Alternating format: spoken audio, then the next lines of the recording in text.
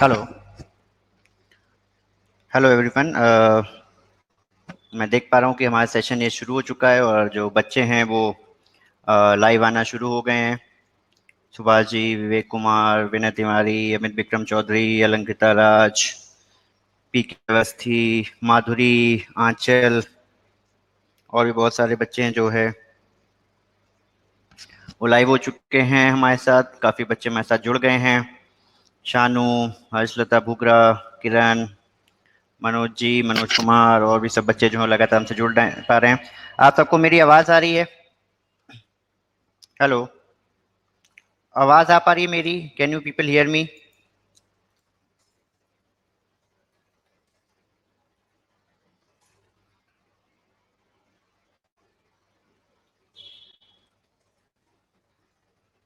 Okay, clear है audio? कोई issue तो नहीं है ऑडियो में आपको?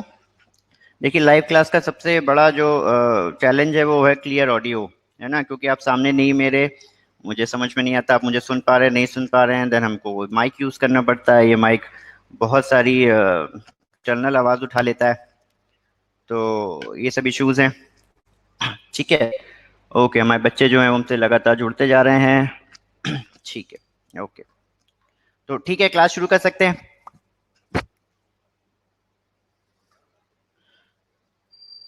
अमित, आप वापस से लॉगिन कीजिए। ओके, एक बार वापस से एक बार बाहर निकल के उसको वापस से लॉगिन कीजिए। शायद कोई आपके सिस्टम में इशू आ रहा है। बाकी किसी को कोई ऑडियो का इशू आ रहा है? ऑडियो क्लियर है? सुन पा रहे हैं?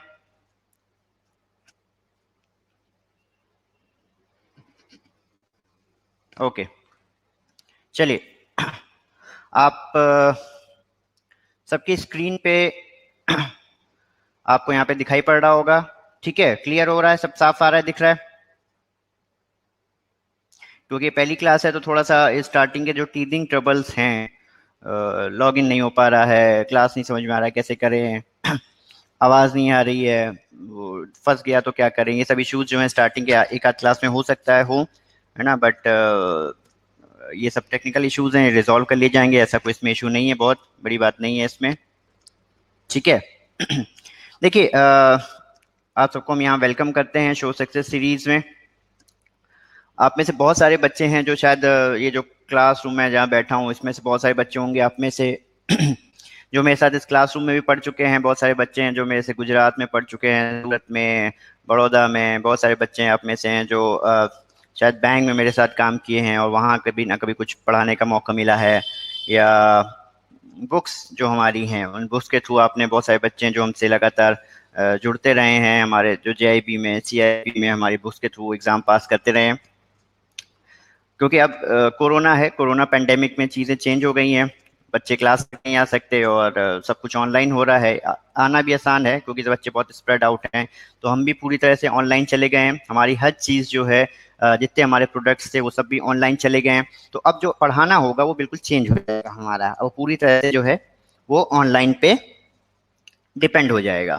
ठीक है, ये जो आप पूरा सॉफ्टवेयर देख रहे हैं, ये सॉफ्टवेयर में जो है जब आप इनरोल हो जाएंगे तो हर वीक जब भी हमारी क्लासेस होंगी, सैटरडे को, संडे को, आपको इसी सिस्टम में लॉगिन करना है और ये क्लासेस आपके लिए इस तरह से ओपन हो जाएंगी। यहीं पे हम आपको सब पढ़ाएंगे। आप जब ये हमारा देख पा रहे होंगे तो चलिए मैं आपको दिखाता हूँ कि यहाँ पे आप किस तरीके से हमारे साथ पढ़ पाएंगे। एक आपको कंटेंट,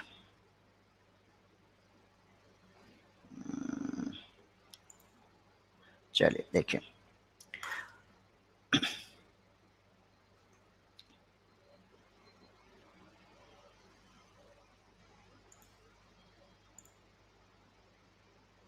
आप देख पा रहे होंगे कि हम आपके साथ इस समय की स्क्रीन शेयर कर रहे हैं, है ना? जो स्क्रीन हम आपके साथ शेयर कर रहे हैं, तो आप देखिए यहाँ पे कि क्या क्या उसमें आ रहा है। ये इस तरीके से मेरा वीडियो जो है वो हमेशा चलता रहेगा। ठीक है, जहाँ पे मैं बोलता रहूँगा और आप सब जो है उस चीज़ों को सुन सकते हैं। यहाँ पे जो है ये आपका जो चैट बॉक्स है, यहाँ पे अगर आपको कुछ चीज़ समझ में नहीं आती है, आप कुछ पूछना चाहते हैं, तो आप इस चैट बॉक्स के थ्रू यहाँ लिख सकते हैं और जो है हम आपको आपका जो सवाल होगा, अगर उस समय उसी समय रिप्लाई करने वाला होगा तो तभी आपको कर देंगे, नहीं तो जो है हम बाद में भी रिप्लाई कर सकते हैं। ये जो आप स्क्रीन दिख रही है, इस स्क्रीन पे ही आपकी मेन पढ़ाई चलेगी, ठीक है। इस स्क्रीन पे बहुत सारी चीज़ें हैं जो हम कर पाएंगे। जैसे अगर हम आपके साथ कुछ लिखना चाहते हैं, आपको कुछ लिख के बताना चाहते हैं, तो क्या करेंगे, देखिए यहाँ से एक हमने पेन लिया, ठीक है, और चलिए यहाँ से पेन उठा लेते हैं और कुछ लिखना चाहते हैं। पेन उठाया और लिख दिया क्लास। इतना साफ पेन नहीं आता है, ठीक है। कुछ लिख सकते हैं हम। अगर कुछ टेक्स्ट में लिखना चाहते हैं तो हम एक टेक्स्ट बॉक्स बना देंगे, हेलो एवरीवन, और देखिए आपको यहाँ पे ये हेलो हो गया है, हेलो है वैसे, ठीक है। ऑनलाइन में सब इश्यूज बने रहेंगे, कुछ ना कुछ गड़बड़ होती रहती है, ठीक है। चलो हटा देते हैं। इसके अलावा पढ़ेंगे कैसे, हमारे जो नोट्स हैं वो आपके लिए, आपको सबको क्लास स्क्रीन शेयर हो रही है ना, स्क्रीन देख पा रहे हैं ना मैं क्या पढ़ा रहा हूँ? कोई यस नो कर दे, कोई लिख के बता दे। स्क्रीन शेयर हो रही है, दिखाई पड़ रहा है मैं स्क्रीन पे क्या लिख रहा हूँ? अच्छा ये इशू है, ओके ठीक है। अलंकृता बता रही है यस, विनय जी भी कह रहे हैं yes, okay okay okay okay, thank you thank you. चलिए आपको स्क्रीन शेयर हो रही है। अभी कंटेंट अगर मान लो आपको पढ़ाना है, पढ़ाएंगे कैसे, ठीक है, क्योंकि ब्लैक बोर्ड का इस्तेमाल नहीं होगा, ये जूम टाइप क्लासेस नहीं चलेंगी कि एक टीचर आ गया वो ब्लैक बोर्ड पे कुछ लिख रहा है। थोड़ा हाईटेक किया हम लोगों ने इसको, हम लोग पीछे ब्लैक बोर्ड है बट ब्लैक बोर्ड का इस्तेमाल नहीं करने वाले हम लोग। तो कैसे पढ़ाएंगे, क्या पढ़ाएंगे? देखिए चलिए, ये अभी आपकी जैसे क्लास है जो हम अभी शुरू करने वाले हैं, तो हम यहाँ पे जाएंगे, ये देखिए ये पूरे स्क्रीन पे आपके जो भी हम पढ़ाने वाले हैं वो यहाँ आ जाएगा। हम जो जो चलाएंगे, ये जो स्पीड है, ये जो स्पीड है वो डिपेंड करेगी कि आपका नेट का कनेक्शन कैसा है, ठीक है। तो थोड़ा सा नेट का कनेक्शन अच्छा रखिए जब इस्तेमाल कीजिए इसको। लाइव क्लास में जाइए, जब जाइए तो कोशिश कीजिए कि ईयरफोन का इस्तेमाल कीजिए, तो आपको भी जो है नॉइज नहीं आएंगे। आप देख पा रहे होंगे कि स्क्रीन आ रही होगी, एक ये स्क्रीन आ रही होगी, ठीक है ना। सुभाष जी अगर आपको ये विजिबल नहीं हो रहा है, एक बार वापस से एग्जिट करके लॉगिन कीजिए। कभी कभी नेट का इशू हो जाता है तो उस वजह से कुछ जो है विजिबल नहीं होता है। एक बार वापस आप आ जाइए सुभाष जी, ठीक है। तो ये देखिए, ये आप यहाँ पे ये जो हम पढ़ाएंगे वो आपका यहाँ पे स्क्रीन पे चलता रहेगा, दिखाई पड़ रहा है, ठीक है। और इसके अलावा हम जो भी आपको पढ़ाना चाहते हैं, ठीक है, हम कोई आपके साथ स्क्रीन शेयर करना चाहते हैं, हम आपको व्हाइट बोर्ड में कुछ पढ़ाना चाहते हैं, कुछ यूट्यूब से कुछ पढ़ाना चाहते हैं, अगर हम यूट्यूब डालेंगे आ जाएगा, ये आप देख सकते हो। ये सब चीज़ें जो है हम आपको यहाँ पे पढ़ा पाएंगे, ठीक है। तो इस तरीके से जो है हमारा पूरा क्लास जो है चलेगी। पूरा जो कोर्स है, आपको जो शेड्यूल है वो आपको बता दिया गया है। आपको कई बार जो ग्रुप में आप लोग हमसे जुड़े हैं, ग्रुप में आपको कई बार उसका जो शेड्यूल है भेज दिया गया है। टाइम थोड़ा सा कम है इस बार, इस वजह से थोड़ा सा तेज पढ़ाना पड़ेगा। अदरवाइज हम लोग जब क्लासरूम में क्लास पढ़ते थे तो बहुत आराम से स्टार्टिंग के 2-4 क्लास तो ऐसे ही हल्के फुल्के में जाते थे, बट इस बार थोड़ा सा तेजी से पढ़ाना पड़ेगा क्योंकि टाइम थोड़ा सा कम है, ठीक है। तो एक रिक्वेस्ट है आप सबसे कि क्लासेस मिस मत कीजिएगा, ठीक है, क्योंकि हर क्लास में जो है बड़ी पावर पैक रखनी पड़ रही है हमको। हर क्लास में बहुत सारी चीज़ें कंटेंट है कवर करने की कोशिश कर रही है कंप्रेस्ड वे में। तो क्लास मिस मत करिएगा। एक भी क्लास गई तो आपका आप समझिए 2-3 नंबर गए, है ना। तो नंबर बड़े इंपॉर्टेंट हैं। 40-45 तो देखिए वैसे ही आ जाते हैं सबके। सारा जो खेल है वो है 50 लाने का, तो 40-45 आ जाते हैं, तो मतलब 10 नंबर के लिए मेहनत करनी है। तो हर एक क्लास शायद 2 से 3 नंबर आपको दे दे, है ना। तो क्लास मत मिस करिए, कौन सी क्लास आपको पास करा दे आप भी शायद ना समझ पा रहे हो इस बार। तो क्लासेस मत मिस करिएगा, ठीक है। ये सबसे इम्पोर्टेंट पार्ट है इसका, ओके। देखिए स्मृति मिश्रा कुछ कहना चाह रही हैं। हाँ स्मृति बताइए क्या कहना चाह रही हैं आप?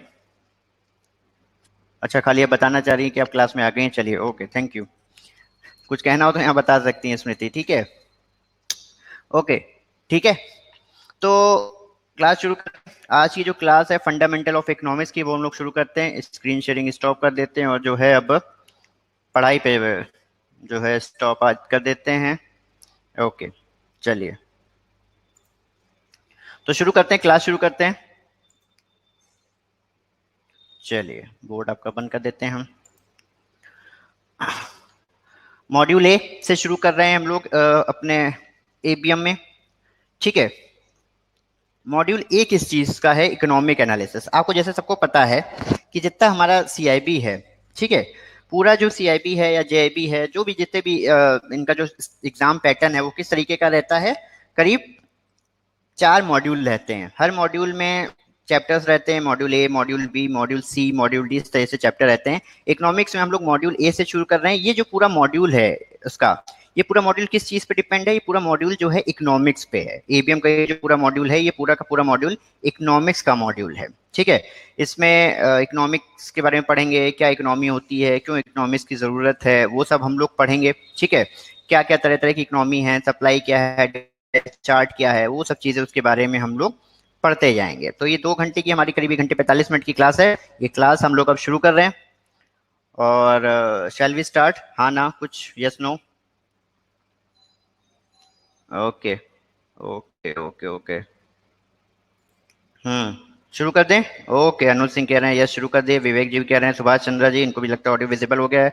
माधुरी यहाँ, चलो ओके ठीक है, चलिए। तो ये आप लोग यहाँ से जब भी कोई इशू हो आप ओके ओके चलिए, थैंक यू जिसने रिप्लाई कर दिया है। वो आप सब लोगों को थैंक यू जो रिप्लाई करते जा रहे हैं। कुछ अगर आपको कहीं पूछना है, ठीक है, तो जैसे यहाँ पे आप देख रहे होगे साइड में एक आपको रेज हैंड का एक ऑप्शन आता है। ठीक है, उस रेज हैंड के ऑप्शन पे आप क्लिक कर सकते हैं, है ना। कोई अगर इशू है, कुछ पूछना चाहते हैं तो पूछ सकते हैं वहां पे रेज हैंड करके। इसके अलावा यहाँ पे भी आप लिख देंगे तो मेरे को लगातार दिखता रहेगा। ये जो स्क्रीन पे विजिबल आ रहा होगा मॉड्यूल इकोनॉमिक एनालिसिस, ये देखिए थोड़ा सा ध्यान रखिएगा कि आपका इंटरनेट की स्पीड कितनी है। हम तो ब्रॉडबैंड इस्तेमाल कर रहे हैं, तो शायद हमारी काफी तेज है, फास्ट है। तो कभी कभी हो सकता है आगे बढ़े, हमारे सिस्टम पे आगे बढ़ जाए और आपका सिस्टम उतना फास्ट ना हो, इंटरनेट स्पीड उतनी फास्ट ना हो, तो शायद स्लो आए। ठीक है, या कभी कभी हो सकता है आपको लगे कि हैंग हो गया है। अगर ऐसा लगे कि आपको सिस्टम हैंग हो गया है तो वापस से बाहर चले जाइए और फिर से आ जाइए। वो आपको क्लास जहाँ से चल रही होगी वहीं से आने लगेगी। क्लास से आप जो है ऐसा नहीं कि लॉगिन में कोई इशू आएगा आपको। ठीक है, तो वो इशू नहीं है। तो आप शुरू करते हैं मॉड्यूल ए, इकोनॉमिक एनालिसिस। अच्छा, ये पढ़ेंगे कैसे? अभी तो आप लोगों को होगा कि सर यहाँ तो पढ़ा दे रहे हो, है ना, यहाँ तो ये सब आ रहा है, आप पढ़ा के चले जाओगे घंटे बाद, कल को रिवाइज किससे करेंगे, है ना, पढ़ेंगे कैसे? तो देखिए, जैसा हमने बताया कि हम पूरी तरह से ऑनलाइन चले गए हैं। हमारी आप में से बहुत सारे लोग हैं जिन्होंने हमारी किताबें पढ़ी हुई हैं। वो जो किताबें थी अभी भी हमारी फ्लिपकार्ट पे आप जाएंगे, वेब अवस्थी डालेंगे तो आपको हमारी फ्लिपकार्ट पे जितनी भी हमारी बुक्स हैं, एबीएम की, बीएफएम की, सब की अवेलेबल हो जाएंगी। बट अब हम लोग उस हार्ड बुक कॉपी से भी अलग जा रहे हैं। हमने अपनी सारी की सारी बुक्स ऑनलाइन कर दी हैं, ऑनलाइन ई रीडर के थ्रू कर दी हैं। जैसे किंडल में पढ़ते हैं, है ना, या ई रीडर के थ्रू बुक पढ़ते हैं, वो सारी की सारी बुक्स हमने अपनी ऑनलाइन कर दी हैं। तो अब वो आपको सारी हमारे वो साइट पे जो है वो काम चल रहा है। शायद इस वीक के एंड तक हम जो है अपनी किताबें जो है वो भी ऑनलाइन कर देंगे, उसका भी हम आपको लिंक दे देंगे।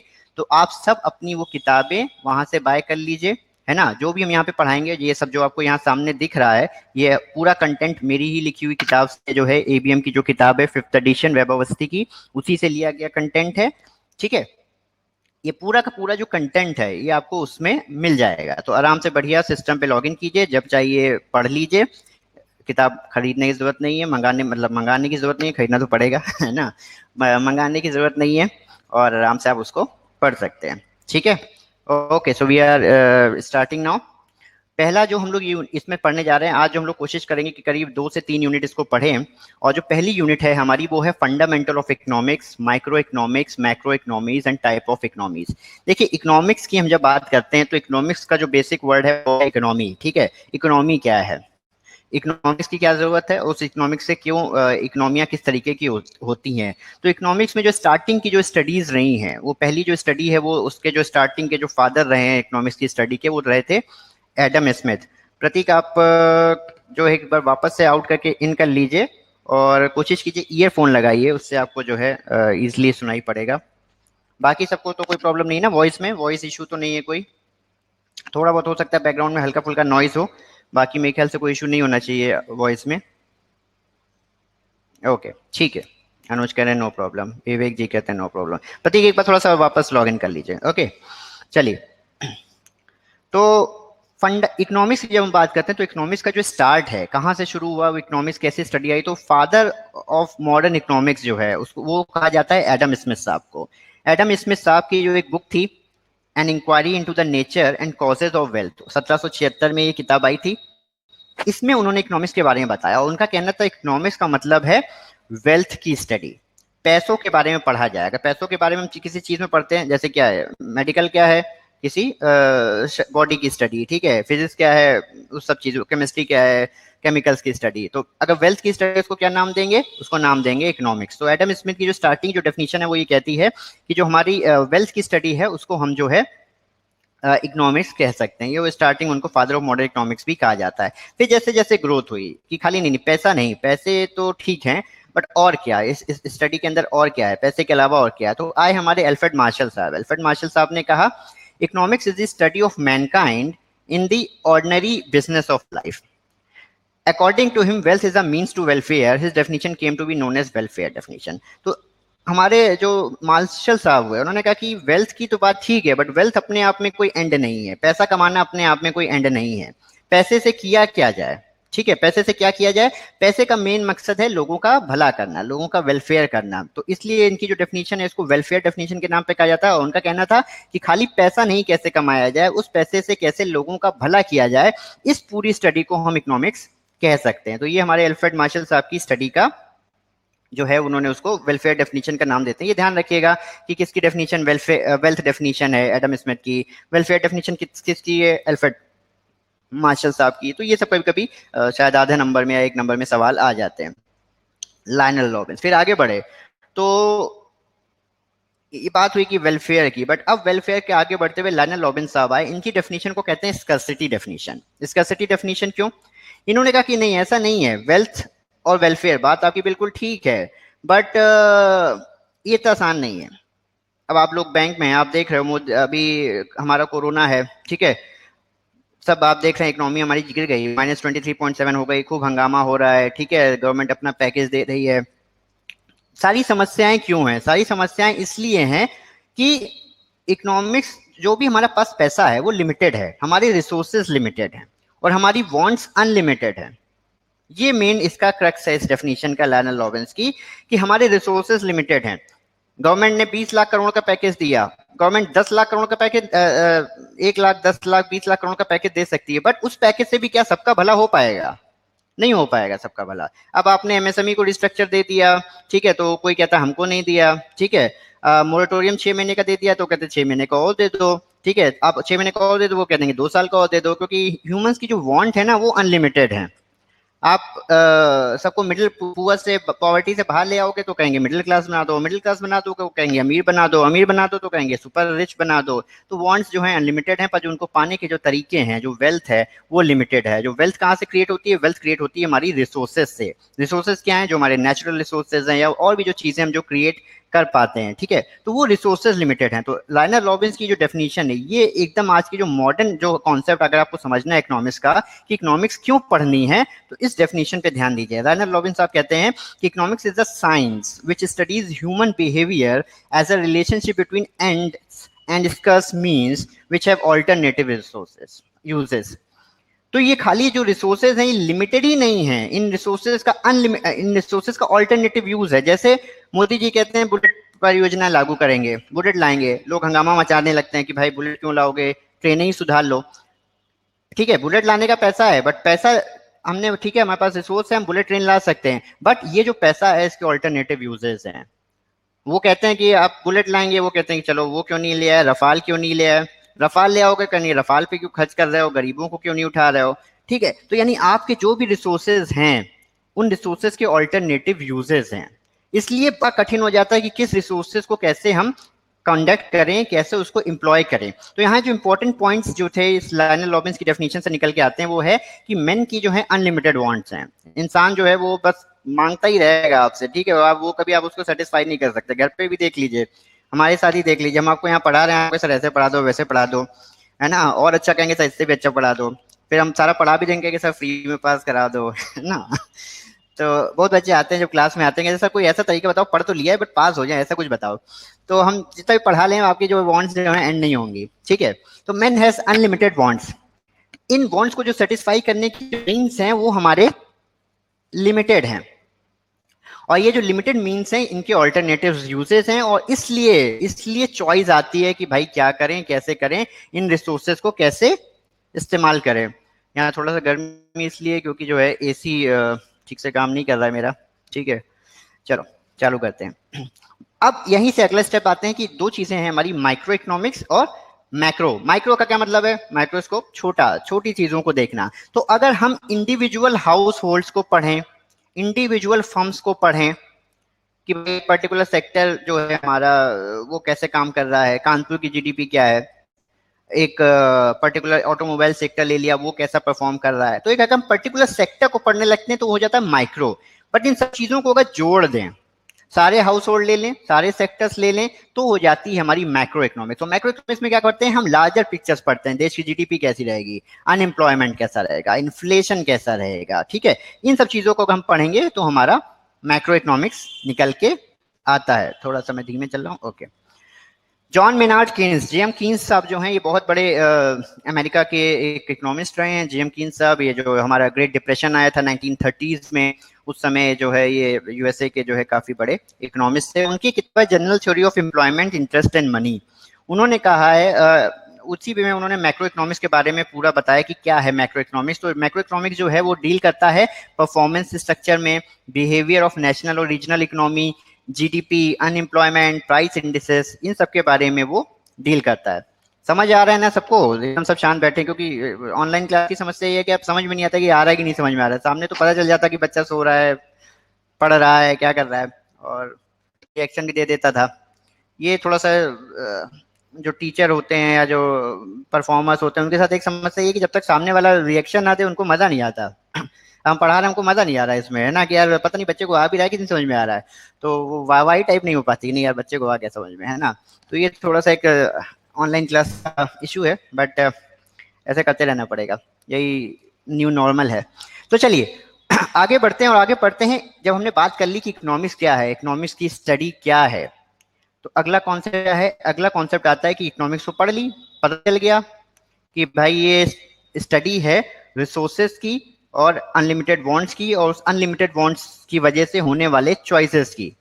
अब सपोज कीजिए मोदी जी के पास 20 लाख करोड़ है। इस 20 लाख करोड़ से मोदी जी या तो बुलेट ट्रेन ला सकते हैं, इस 20 लाख करोड़ से मोदी जी रफाल खरीद सकते हैं, या इस 20 लाख करोड़ रुपए से मोदी जी जो है कोई सरकारी कल्याणकारी योजना, महिलाओं को रुपए या कोई भी जो है टैक्स रिलीफ कुछ दे सकते हैं। तो मोदी जी क्या करेंगे? तो इसके लिए मोदी जी को जो है इसके लिए मोदी जी को जो है इकोनॉमिक्स का थोड़ा सा नॉलेज लेना पड़ेगा या किसी इकोनॉमिक्स से बात करनी पड़ेगी, और वो उनको बताएगा कि क्या किया जाए। क्योंकि इकोनॉमिक्स में 3 समस्याएं हैं, 3 प्रॉब्लम है किसी भी इकोनॉमिक्स के, जिसका जवाब इकोनॉमिक्स देने की कोशिश करती है। वो 3 समस्याएं क्या हैं? पहली समस्या है व्हाट टू प्रोड्यूस, क्या बनाएं, क्या बनाएं, बुलेट ट्रेन बनाएं, अब राफेल करवा लें, लोगों को 500 रुपए दे दें, ठीक है, एग्रीकल्चर पे ध्यान दें, इंडस्ट्री पे ध्यान दें, सर्विस सेक्टर पे ध्यान दें, क्या बनाएं। दूसरी चीज है कैसे बनाएं, खुद बना लें सब कुछ कि इंपोर्ट कर लें, ऑयल हमारे यहाँ नहीं होता, या अभी जैसे आप देख रहे हो आत्मनिर्भर कैंपेन चल रहा है, तो मोदी जी कह रहे हैं सब खुद ही बनाओ, बाहर से मत मंगाओ, बाहर से मंगाएंगे तो क्या होगा, महंगा पड़ेगा, खुद बनाएंगे सस्ता पड़ेगा, हम अपने सस्ते रिसोर्सेज में अपनी चीजें बना पाएंगे। तो क्या बनाएं, कैसे बनाएं, और किसके लिए बनाएं।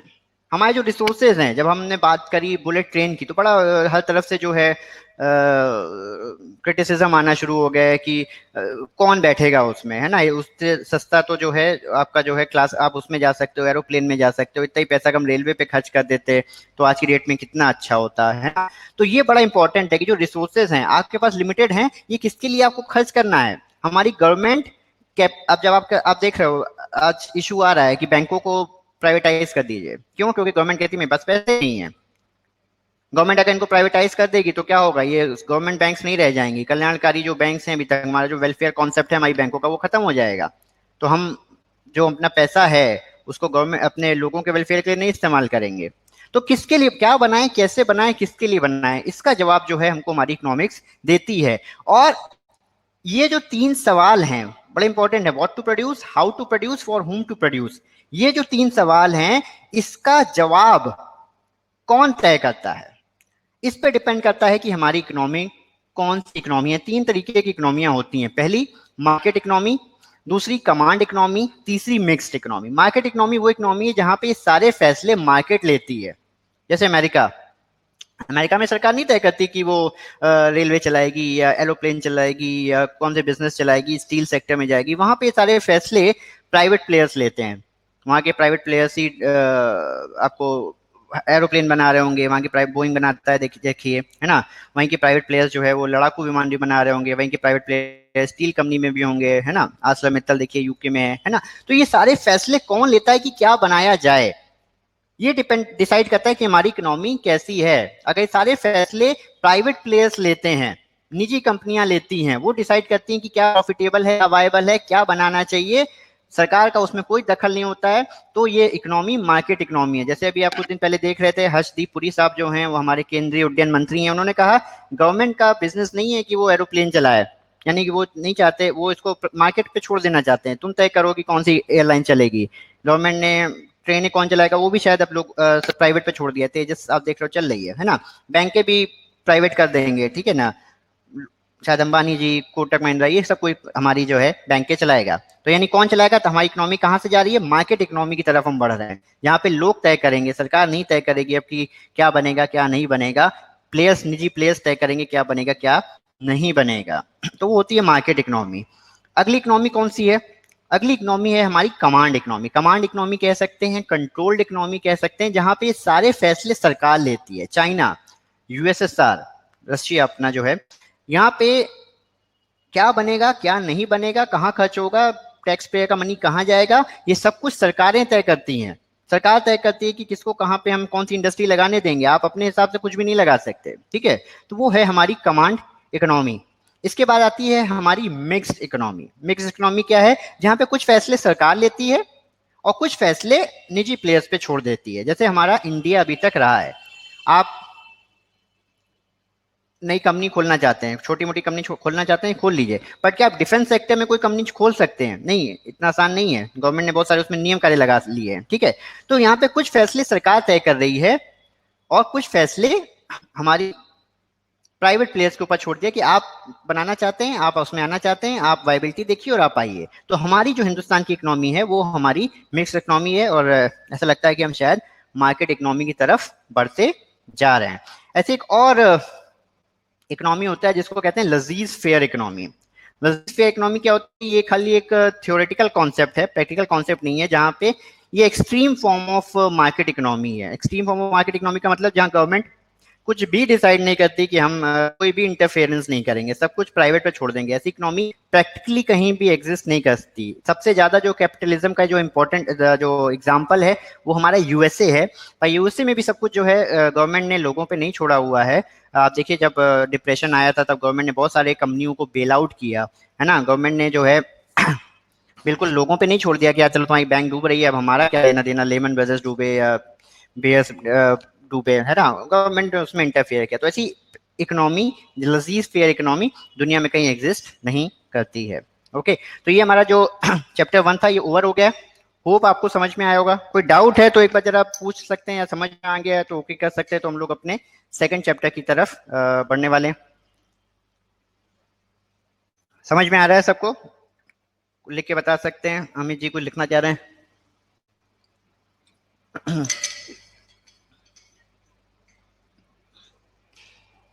सुभाष जी को समझ में आ गया है, विनय सर को समझ में आ गया है, चलो सबको समझ में आ गया है। सोचा ना भाई, समझ तो आ रहा है तुम लोगों को। चलो ठीक है, आगे बढ़ रहे हैं, ठीक है। स्मृति तुम हो कि तुम चले गए खाली हैंड रेस करके? अच्छा, लसीज फेयर इकोनॉमी है, तुमने स्पेलिंग एकदम ठीक लिख दी।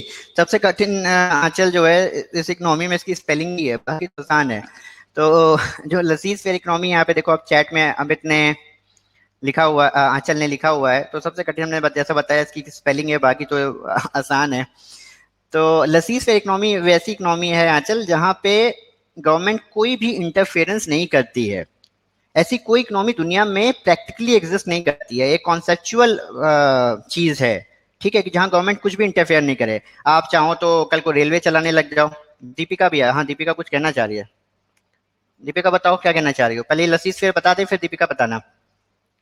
तो लसीज इकोनॉमी जो है आंचल, ऐसी इकोनॉमी है जहां पे गवर्नमेंट कुछ भी इंटरफेयर ना करे। तुमको कल को ट्रेन चलानी है, चले जाओ जाके ट्रेन अपनी खुद की रेलवे स्टेशन खोल लो। तुमको कल को मिसाइलें बनानी है, जाके खुद बना लो। तुमने बैंक खोली, तुम्हारी बैंक डूब गई, गवर्नमेंट को कोई लेना देना नहीं, खुद ही लाइसेंस लेके खोल लो, इसमें वो नहीं है, ठीक है।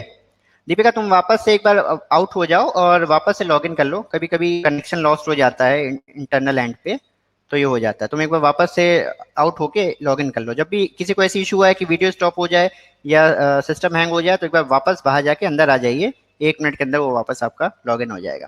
ठीक है आंचल, तो ऐसी कोई इकोनॉमी दुनिया में एग्जिस्ट नहीं करती। आपको कहीं भी कुछ भी करना है, गवर्नमेंट इंटरफेरेंस तो है ही, आपको बहुत सारे लाइसेंसेस लेने पड़ते हैं, गवर्नमेंट परमिशन लेनी पड़ती है, तो गवर्नमेंट कहीं ना कहीं हर चीज़ों पे आपका कंट्रोल रखती है। आप अपने मन से कोई भी बिजनेस जो है दुनिया किसी भी इकोनॉमी में डाल के नहीं चल सकते, गवर्नमेंट का कंट्रोल रहता है। ठीक है, तो ऐसी कोई इकोनॉमी प्रैक्टिकली एग्जिस्ट नहीं करती है, बट कॉन्सेप्चुअल एक कॉन्सेप्ट है लसीफ फेयर इकोनॉमी, और जैसा हमने बताया सबसे कठिन चीज इस बारे में इसकी स्पेलिंग, वो याद रखो, बाकी आसान है। चलो आगे बढ़ेंगे, अगला चैप्टर में हम करने जा रहे हैं। ठीक है, अगला चैप्टर क्या है? अगला चैप्टर है यूनिट 2 सप्लाई एंड डिमांड। ये आराम बढ़िया से आराम से पढ़ेंगे, सप्लाई एंड डिमांड पढ़ेंगे, आसान है। देखिए आप सबसे फिर से ये रिक्वेस्ट है, क्लासेस मत मिस कीजिए, क्लासेस स्किप मत कीजिए, और दूसरी सबसे बड़ी बात, जब यहाँ पढ़ा रहे हैं ध्यान से पढ़िए, ठीक है, आराम से समझ में आ जाएगा, ऐसा कुछ कठिन है ही नहीं। कठिन होता तो ये बैंक वालों के कोर्स में रखा ही नहीं गया होता, बैंक वालों का कहाँ इतना, वो आपको पता है क्यों, है ना। तो कोई भी कठिन नहीं है इसमें, बेसिक मेरा जो कहने का मतलब ये है कि इसमें कुछ भी कठिन नहीं है, चाहे आपका ये हो एबीएम हो या बीएफएम हो। बैंक वाले बड़े मेहनती हैं, आपको देखते हो, गवर्नमेंट को कुछ भी लॉन्च करना है वो आप ही के मत्थे पे मड़ के लॉन्च कर देती है। तो हमारी समस्या क्या है, हम बैंक वालों की जो है, हम दुनिया के लिए तो सब कुछ कर देते हैं, अपने लिए नहीं करते। बैंक वाले कहेंगे, मैनेजर कह देगा, आरएम कह देगा कि सैटरडे आ जाओ, संडे आ जाओ, हम पहुंच जाएंगे, बट अपने खुद के लिए सैटरडे संडे का अपना टाइम देके पढ़ाई करके अपना नॉलेज बढ़ाना, वो हमको थोड़ा आलस आ जाता है। और सुबह 9 बजे से क्लास है यार, कैसे उठेंगे, सैटरडे संडे क्लास है कैसे जाएंगे, वीकेंड है कैसे जाएंगे। हम अपने लिए अपने ऊपर मेहनत नहीं करते, हम बैंकर, हम अपने को कुछ इंपॉर्टेंस नहीं देते हैं, इस वजह से बैंक बाकी लोग भी हमको इंपॉर्टेंस नहीं देते हैं और हमारी ग्रोथ उस हिसाब से नहीं होती है। तो अपने को ध्यान दीजिए, ये सैटरडे संडेज जो हैं सुबह 9 बजे से आप सब आगे, अच्छा लग रहा है, अपने ऊपर लगाइए, अपने ऊपर मेहनत कीजिए। ये 1 महीना 2 महीना इसमें आप सभी एग्जाम पास कर ले जाएंगे, एक इंक्रीमेंट मिलेगा, क्लरिकल हैं तो 2 इंक्रीमेंट देंगे, 3 से 4 हज़ार रुपए तनख्वाह बढ़ेगी, है ना, साल की 36-35 हज़ार रुपए बढ़ेगी, है ना। हमको थैंक यू बोलिएगा, और क्या। आगे बढ़ते हैं, चैप्टर 2 पे जाते हैं, यूनिट 2 सप्लाई एंड डिमांड। क्या है इसमें, क्या पढ़ेंगे, 2-3 इसमें कॉन्सेप्ट हैं, बहुत ही इंपॉर्टेंट चैप्टर है ये, सवाल जरूर आता है इससे, समझने की बात है, समझ में आ गया आप ये अपने 2 से 3 नंबर पक्के मान लीजिए इसके वजह से। चलिए देखिए, चलो दीपिका हो गया है। ओके, चलिए यूनिट 2 सप्लाई डिमांड। ये यहाँ पे एक आप शेड्यूल देख पा रहे हैं ना, डिमांड शेड्यूल, प्राइस लिखा है, क्वांटिटी डिमांडेड लिखा है। जरा इसका शेड्यूल का ये जो चार्ट है, इसका जरा नंबरिंग देखिए, ठीक है। प्राइस देखिए, क्वांटिटी डिमांडेड देखिए। प्राइस देखिए क्या है, प्राइस है 5। जब 5 रुपए किसी चीज की कीमत है तो क्वांटिटी कितनी डिमांडेड है, 10। जब 4 रुपए है तो 17, 3 है तो 26, 2 है तो 38, 1 है तो 53। यानी जैसे जैसे प्राइस बढ़ रहा है, सॉरी प्राइस जैसे जैसे घट रहा है, क्वांटिटी डिमांडेड उतनी बढ़ रही है। हमने आपको बताया था इंसान लालची है। अब ये क्लास हमने आपकी रखी है, हम 1500 रुपए ले रहे हैं तो आप में से शायद 100 बच्चा आएगा, हम 5,000 लेने लगे तो शायद 20 ही बच्चा आएगा। हम फ्री क्लास तो हो सकता है हमारे पास लोगों को रखने जगह ना रह जाए, इतना लोग आ जाएगा, है ना। तो जितनी कोई चीज सस्ती होती है हम उसको उतनी इजीली लेना चाहते हैं। इंसान बाय डिफॉल्ट क्या नेचर चाहता है कि बिल्कुल जो है सब एकदम मुफ्त में मिल जाए। आते ना बैंक में कि सर खाता खोल दो, जीरो बैलेंस से खोल दो, जीरो बैलेंस में चेकबुक दे दो, है ना, और सब कुछ दे दो, इंटरनेट बैंकिंग दे दो। तो बेसिक डिमांड की समस्या क्या है कि जितनी जो चीज सस्ती होगी, आप 12 रुपए वाला बीमा बेचते हैं, सुरक्षा बीमा आराम से बेच लेते हैं। किसी को एपीवाई बेचो, बड़ी मेहनत करनी पड़ती है। किसी को 1 लाख रुपए की एलआईसी पॉलिसी बेचो तो बहुत ही ज्यादा मेहनत करनी पड़ती है, क्योंकि लोगों से पैसा निकालना कठिन है, लोग पैसा नहीं खर्च करना चाहते हैं। तो यही यहाँ पे डिमांड शेड्यूल हमको बेसिक कॉन्सेप्ट यही बताता है कि जो चीज जितनी सस्ती होगी उसका उतना ज्यादा डिमांड बढ़ेगा, जैसे प्राइस बढ़ेगा डिमांड गिरेगी। यानी कि प्राइस और डिमांड इनवर्सली प्रोपोर्शनल है, इनवर्सली प्रोपोर्शनल। प्राइस बढ़ेगा डिमांड घटेगी, प्राइस घटेगा डिमांड बढ़ेगी। समझ में आ रहा, ये इसका, तो इसका डिमांड कर्व बनेगा कैसे, डिमांड कर्व देखिए जरा, ध्यान रखिएगा कॉन्सेप्ट, ये बड़ा इंपॉर्टेंट है। ये देखिए, ये जब भी हम डिमांड कर्व बनाएंगे और आगे हम उसके बाद सप्लाई कर्व भी बनाएंगे, वो कुछ इसी तरीके से बनेंगे। यहाँ देखिए, यहाँ क्या लिखा हुआ है, प्राइस, यहाँ डिमांड, तो ये हमेशा याद रखिएगा पीडी, और जब हम लोग सप्लाई पढ़ेंगे तो पीएस, ठीक है। तो प्राइस जैसे जैसे प्राइस बढ़ रहा है, देखिए डिमांड कम है, 5 पे 10 की डिमांड, 4 पे आप देख रहे हैं यहाँ पे 17 की डिमांड, ठीक है। 3 पे कुछ हमारी 26 की डिमांड, ये जो ऊपर हमने वो बनाया था ना उसका यहाँ पे ये कर्व बना हुआ है। तो डिमांड कर्व जो है हमेशा वो स्लोपिंग डाउनवर्ड्स जाएगा, इसको कहते हैं स्लोपिंग डाउनवर्ड्स, नीचे की तरफ गिर रहा है डिमांड। जैसे जैसे आप देख रहे हैं ये नीचे की तरफ 10 20 30 यूं एकदम ये स्लोपिंग डाउनवर्ड है। तो डिमांड कर्व जो होता है वो हमेशा स्लोपिंग डाउनवर्ड्स बनता है। ठीक है। तो इस तरीके से हमेशा हम डिमांड कर्व बनाएंगे। इसमें इंपॉर्टेंट बात ध्यान रखने वाली क्या है, ये तो समझ में आ गया, डिमांड कर्व समझ में आ गया कि स्लोपिंग डाउनवर्ड होगा, जितना जितना प्राइस बढ़ेगा उतनी उतनी डिमांड घटेगी। इसी में जो इंपॉर्टेंट कॉन्सेप्ट हमें ध्यान में रखना है वो है शिफ्ट। तो लॉ ऑफ डिमांड देख लो पहले क्या है। लॉ ऑफ डिमांड है, the law of demand states that quantity demanded the direction of price, all other things held constant, and the effect is observed in the downward slope of curve. Moves in the opposite direction of price, बाकी चीजों के बारे में बात नहीं, and in the effect is observed in the downward slope of the demand.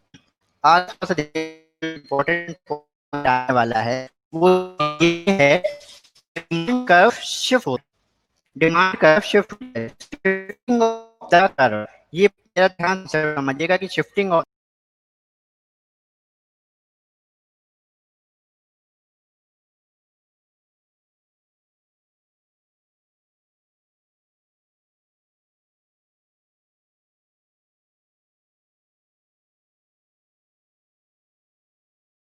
जी, आवाज आ रही है आपको?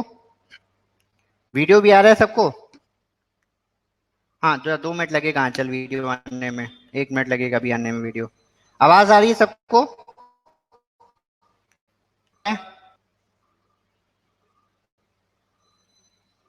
और ये जो स्क्रीन है स्क्रीन चलती दिख रही है, और फोटो भी आ गई हमारी, दिख रहे हैं हम सब, सुन पा रहे हैं? आगे कंटिन्यू करते हैं। वो कभी कभी क्या होगा थोड़ा सा कनेक्शन इशू हो जाता है, थोड़ा सा भी उसको नहीं मिलता है। ठीक है, चलिए आगे बढ़ते हैं। तो अब इंपॉर्टेंट कॉन्सेप्ट आएंगे। इंपॉर्टेंट कॉन्सेप्ट क्या इसमें हम पढ़ाने वाले हैं? ओके, इंपॉर्टेंट कॉन्सेप्ट क्या पढ़ाने वाले हैं? Shifting of the demand curve. कि डिमांड कर्व, बिल्कुल बिल्कुल ओके, आगे कंटिन्यू कर रहे हैं, thank you. Shifting of the demand curve, कि डिमांड कर्व शिफ्ट कैसे होगा। ठीक है, ये एक कर्व आपने देखा है यहाँ पे, ये जो कर्व बना है ये कर्व देख रहे हैं यहाँ पे, ये आपने कर्व बनाया। अगर ये कर्व इसकी बजाय थोड़ा आगे बढ़ जाए ऐसे, देखो नया कर्व आ गया, ये ओरिजिनल कर्व है मेरा और एक नया कर्व आ गया। पहले अब जो ध्यान से देखो, पहले 4 रुपए में कितनी चीजें बिक रही थी? लेट्स से 17, यहाँ 17 का पॉइंट आ रहा है। अब 4 रुपए में कितनी चीजें बिक रही हैं? करीब 37 या 38। प्राइस वही है। इंपॉर्टेंट पॉइंट क्या ध्यान में रखना है डिमांड कर्व वाले में, कि प्राइस वही रहेगा बट डिमांड बढ़ जाएगी। किसी और को मेरा वीडियो स्टॉप दिख रहा है? खाली दीपिका तुमको वीडियो स्टॉप दिख रहा है? वीडियो दिख रहा है? अभी वीडियो आ रहा है?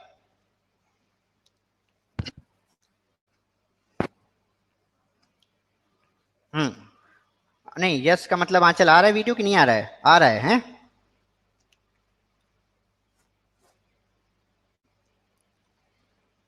हाँ ठीक है, चलो आंचल बता रही है आ रहा है। दीपिका तुम्हारा थोड़ा सा शायद कनेक्शन का इश्यू है कुछ, है ना? एक बार 1 आध मिनट वेट कर लो या फिर वापस से लॉग इन करना, वो 1-2 मिनट के अंदर वो वापस तुम्हारा आ जाएगा कनेक्शन। ठीक है दीपिका, चलो।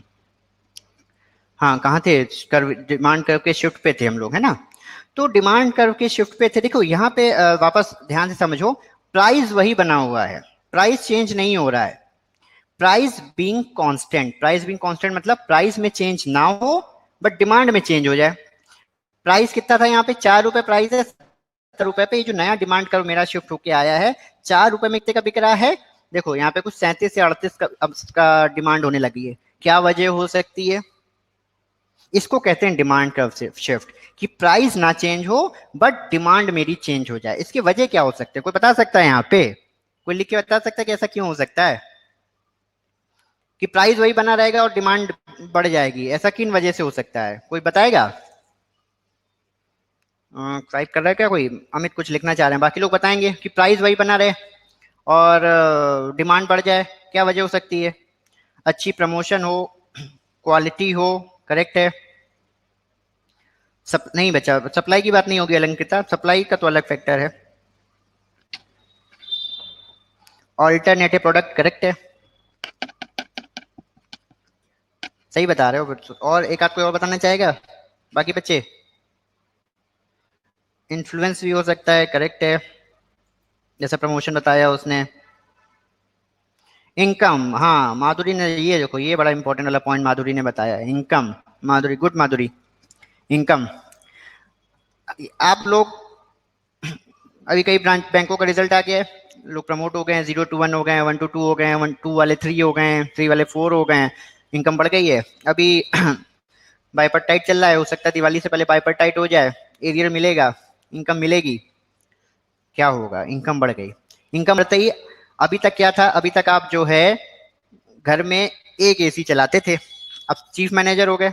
हाँ करेक्ट है हर्षलता मैडम, प्रेफरेंस भूल गए कहाँ कह रहे हैं, क्या कह रहे थे, इनकम हाँ तो इनकम बढ़ गई, बाइपर्टाइट आ गया, एरियर मिल गया, हर आदमी की तनख्वाह 10,000 20,000 रुपये बढ़ गई। अभी तक आप एक ही एसी चला रहे थे, आपको लगा नहीं यार अब जो है 2 एसी ले लेते हैं, तो देखिए उस एसी का प्राइस चेंज नहीं हुआ है, मार्केट में वो एसी आज भी 25,000 का ही है, बट उसको लेने वाले लोग बढ़ गए, है ना। विवेक भी बढ़ गया, माधुरी भी बढ़ गई, हर्षलता मैडम भी बढ़ गई, आंचल भी बढ़ गई, अलंकिता भी बढ़ गया, सबकी क्योंकि सैलरियां बढ़ गई ना, तो अब सब चलेगा यार हमको भी एसी दे दो।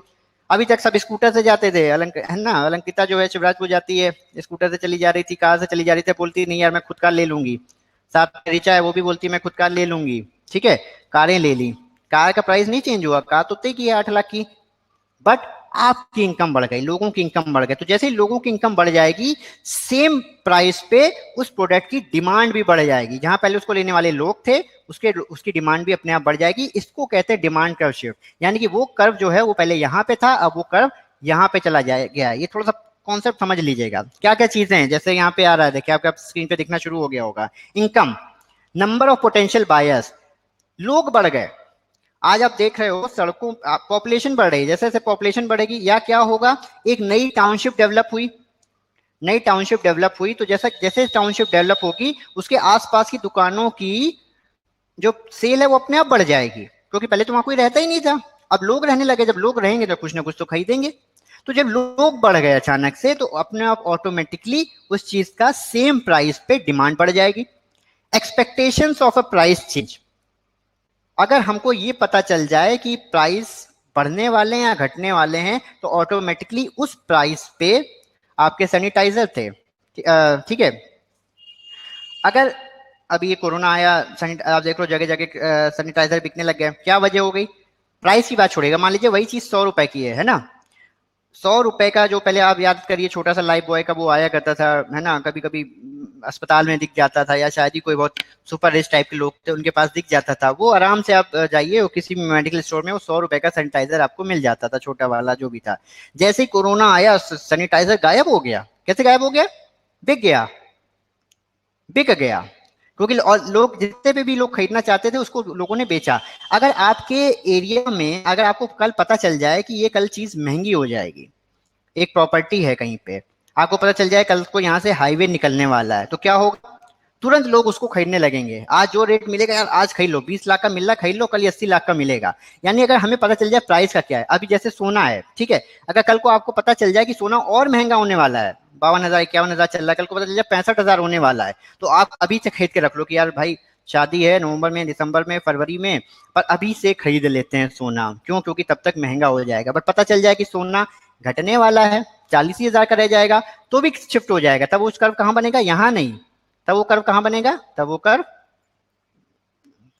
हाँ पेन मिल जाओ भाई, तब वो कर्व ऐसे हो जाएगा, तब 4 रुपए पे इतनी डिमांड रह जाएगी। तो ये जो शिफ्टिंग ऑफ द कर्व है, ये आगे की तरफ भी हो सकती है और पीछे की तरफ भी हो सकती है। अगर ये आगे की तरफ जा रही है इसका मतलब सेम प्राइस पे डिमांड बढ़ गई, और अगर ये पीछे की तरफ जा रही है तो इसका मतलब सेम चीज पे डिमांड घट गई। जब हम इनकम की बात कर रहे हैं तो इनकम बढ़ने के साथ साथ इनकम घट भी सकती है, नौकरियां जा रही हैं लोगों की, लोगों की इनकम चली गई है, इसलिए आज आप देखिए चीजें बिक नहीं रही है मार्केट में, प्राइस वही है, प्राइस चेंज नहीं हुआ है, बट डिमांड नहीं है, क्यों, क्योंकि लोगों के पास इनकम नहीं है, ठीक है।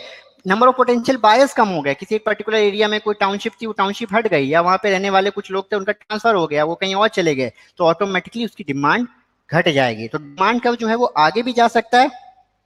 हाँ, सुभाष जी जो है वो जोक मार रहे हैं कि सैनिटाइजर की सरकारी नौकरी लग गई। करेक्ट है सर, हम लोगों की बची रहे वही बहुत है, दूसरों की क्या लगेगी।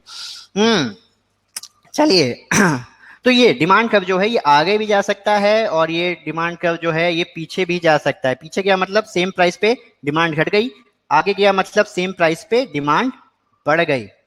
क्लियर है, आ रहा है समझ। चलो, और क्या क्या फैक्टर्स हैं जिसके वजह से डिमांड कर्व का शिफ्ट आएगा। कस्टमर प्रेफरेंसेस, लोगों के टेस्ट चेंज हो गए। अब लोग थोड़ा सा, जो आप देखिए आज के जमाने पे जो है पहले लोग घड़ियां पहनते थे, है ना, अब घड़ियां बहुत कम लोग पहने दिखते हैं। क्यों? क्योंकि लोगों के प्रेफरेंसेस चेंज हो गए, मोबाइल से काम चल जाता है लोगों का। तो जैसे ही आपके प्रेफरेंस चेंज हो जाएंगे, घड़ी की कीमत हो सकता है आज भी उतनी ही हो, हाँ, बट उसका ऑटोमेटिकली डिमांड घट गई है। क्यों?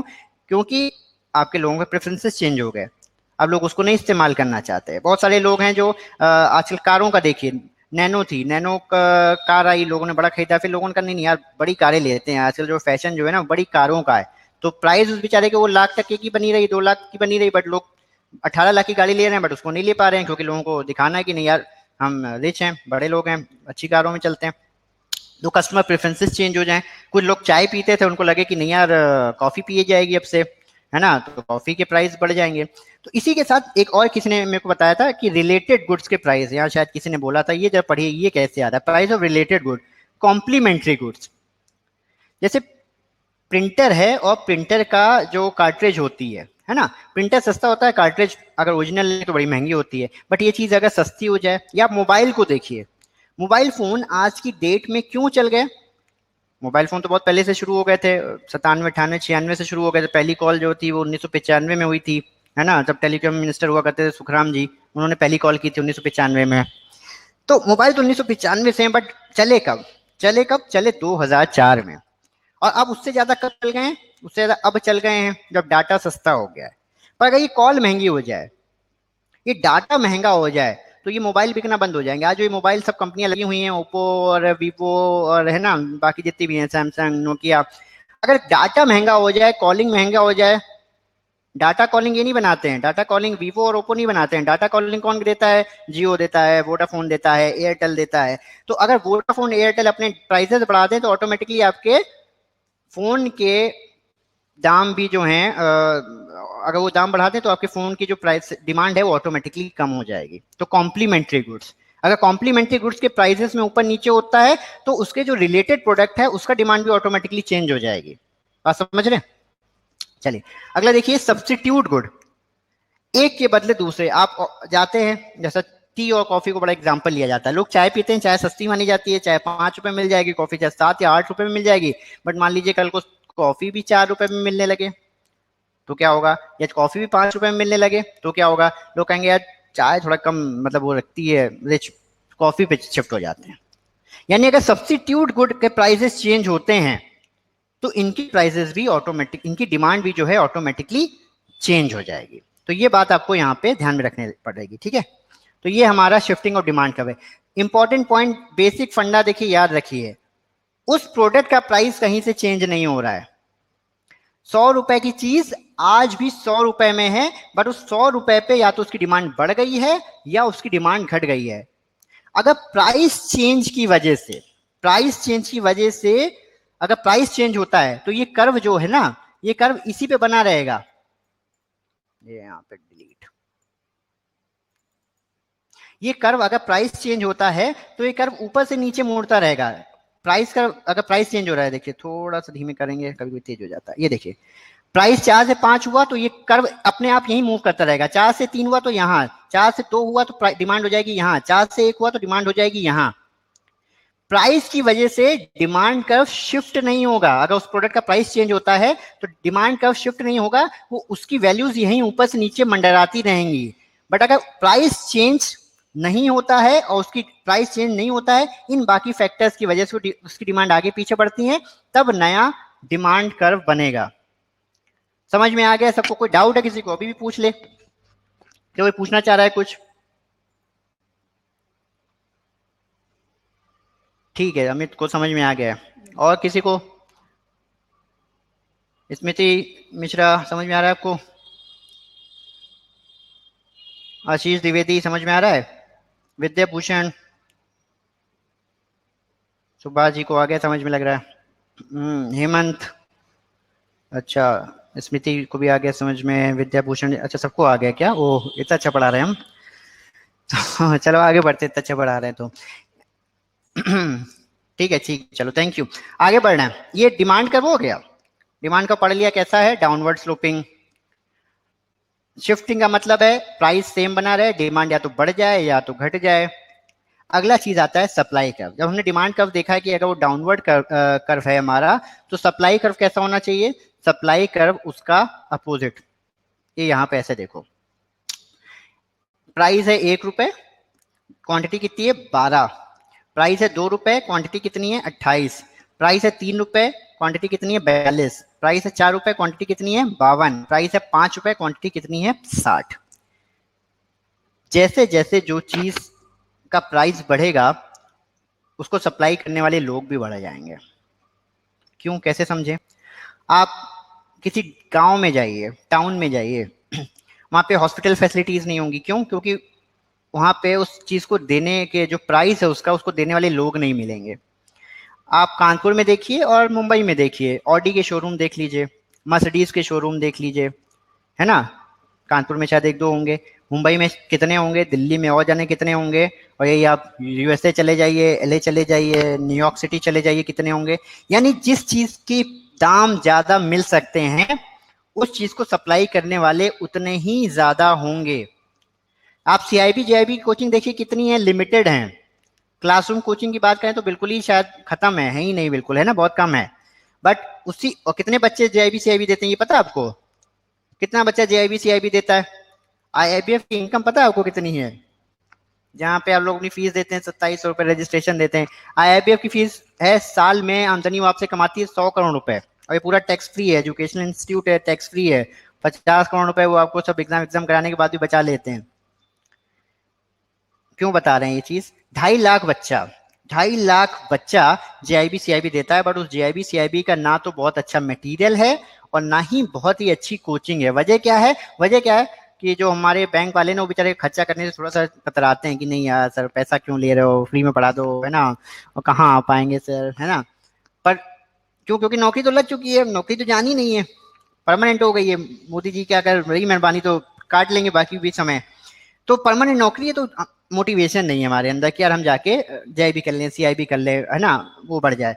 बट वही बच्चा जब नीट की तैयारी करता है, वही बच्चा जब बैंक में आने की तैयारी करता है, महिंद्रा की कितनी क्लासेस हैं, बैंक में आने की इतनी क्लासेस हैं, बैंक में आने के बाद क्लासेस नहीं है। क्यों? क्योंकि जब बैंक में आपको आना है तो 18,000 20,000 रुपए देने हैं। तो कई सारे लोग हैं जो बैंक की कोचिंग पढ़ा रहे हैं, कई सारे लोग हैं जो नीट की पढ़ा रहे हैं, जेई की पढ़ा रहे हैं, क्योंकि वहां पे पैसा है। जितना ज्यादा पैसा, उतने ज्यादा सप्लायर। बात समझ में आई? ये डिमांड का एकदम अपोजिट है। डिमांड में क्या था, जितना ज्यादा पैसा, महंगी चीज थी, उतने कम खरीदने वाले थे।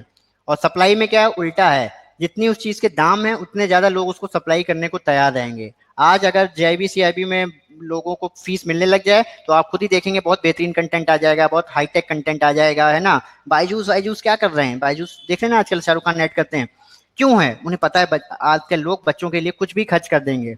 तो उसको सप्लाई करने वाले लोग भी आ गए हैं, बायजूस आ गया, अन अकेडमी आ गया, और भी ना जाने कितने हैं उसमें, है ना। सब लोग उस फील्ड में कूद पड़ेंगे। जहां पैसा होगा, सप्लायर अपने आप आ जाएंगे। जहां पैसा नहीं होगा, जहां पैसा नहीं है, सप्लायर सब लिमिटेड ही रहेंगे आपके। बात समझ में आया? तो ये होता है सप्लाई कर्व। तो जहां डिमांड कर्व जो है हमारा यूं बना था, डिमांड का ध्यान है ना कैसे बना था? डिमांड कर्व बना था यूं। चल जा मेरे भाई, हाँ डिमांड कर्व बना था यूं। अरे यार पेन ही नहीं चल रहा है। ओ, पेन ही नहीं चल रहा, चलो कोई बात नहीं।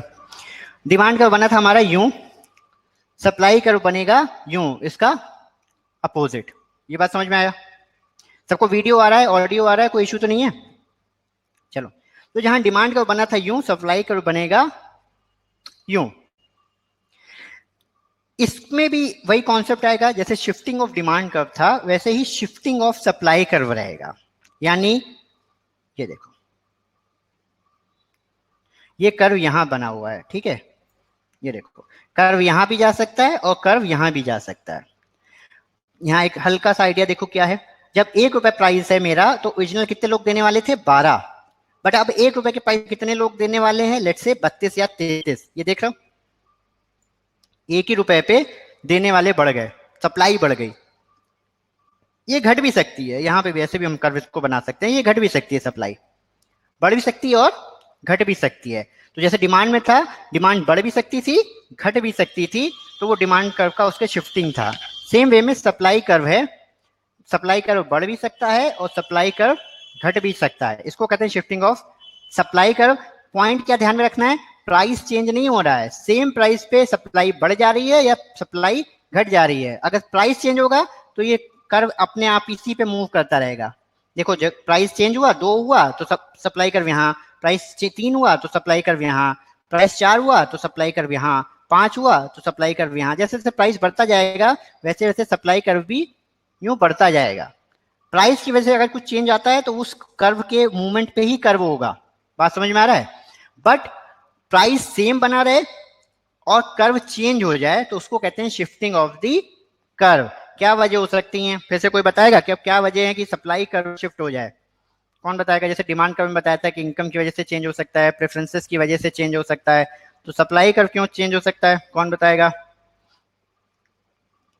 कोई नहीं बता पा रहा है।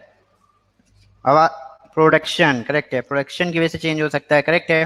टेक्नोलॉजी, प्रोडक्शन, सप्लाईज और कंपटीशन, ये भी ठीक है। और कोई क्या बताएगा।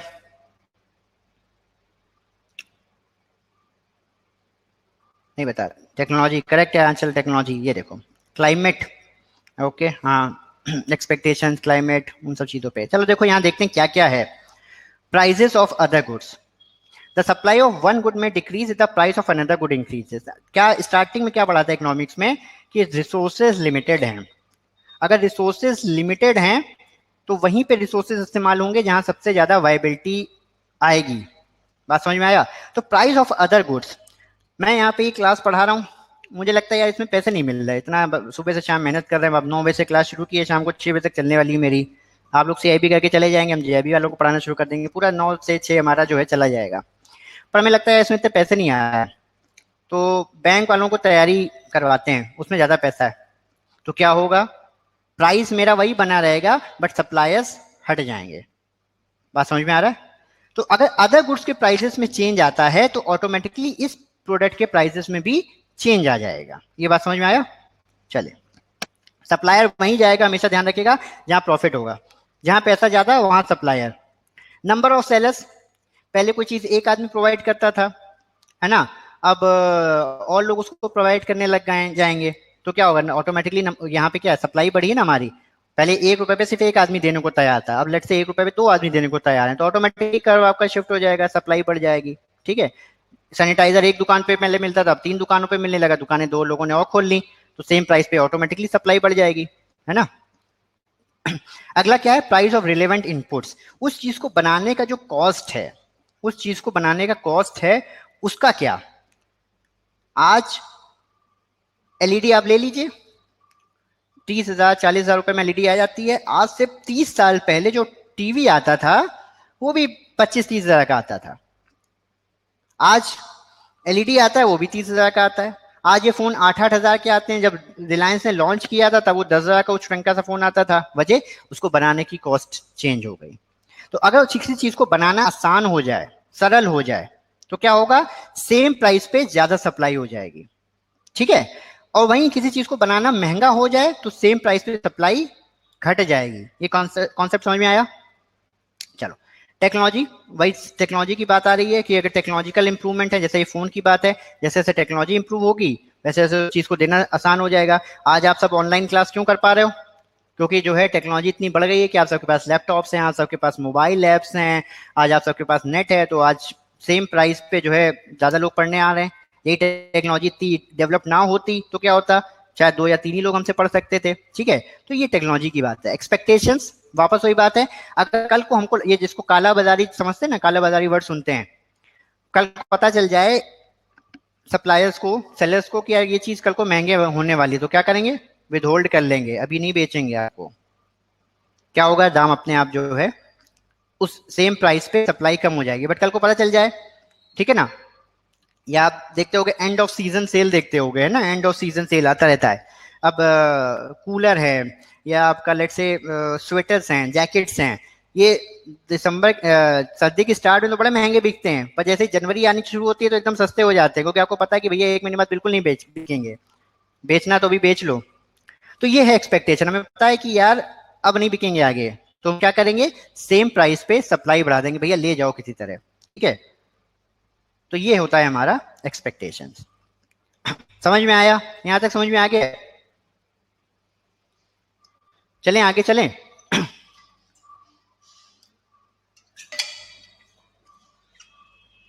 हाँ जी, यस नो कुछ आंचल को आ रहा है बस, बाकी सबका भी यस नो है, आगे बढ़ जाएं। अमित भी कुछ कहना चाह रहे हैं, अमित भी यस कह रहे हैं, दीपिका भी कह रही है कि अच्छा ओके ओके ओके ओके, चलो ठीक है ठीक है, बर्थडे भाई बर्थडे। हाँ हाँ, तो ये जब पढ़ लिया, डिमांड पढ़ लिया, सप्लाई पढ़ लिया, तो आगे क्या, ठीक है। डिमांड एक कॉन्सेप्ट हो गया, सप्लाई एक कॉन्सेप्ट हो गया। अब देखो यहाँ पे दो दो चीजें निकल के आ रही हैं, दो अलग अलग एक्सपेक्टेशन। क्या हम चाहते हैं, हम मतलब अगर हम एज अ सेलर हैं, जैसे हम ये क्लास आपकी ले रहे हैं, हम क्या चाहते हैं, हम चाहते हैं इस क्लास के मैक्सिमम पैसे आप हमको दो। आप क्या चाहते हो कि बिल्कुल कम से कम मेथड पढ़ा दें, है ना। यानी हमारी एक्सपेक्टेशन, सेलर की एक्सपेक्टेशन और आप जो बायर हैं आपके एक्सपेक्टेशन बिल्कुल अलग हैं। इसीलिए तो कर्व टेढ़ा बन रहा है ना, डिमांड यूं जा रहा है और सप्लाई यूं जा रहा है, ठीक है ना, ये और ये। अरे सुभाष जी को मजा आ गया सर, आपसे सबसे ज्यादा पैसे लेंगे, चलो तन्नू को भी आ गया समझ में। तो डिमांड यूं जा रही है, सप्लाई यूं जा रही है ना, दोनों एकदम अलग अलग चीजें हैं।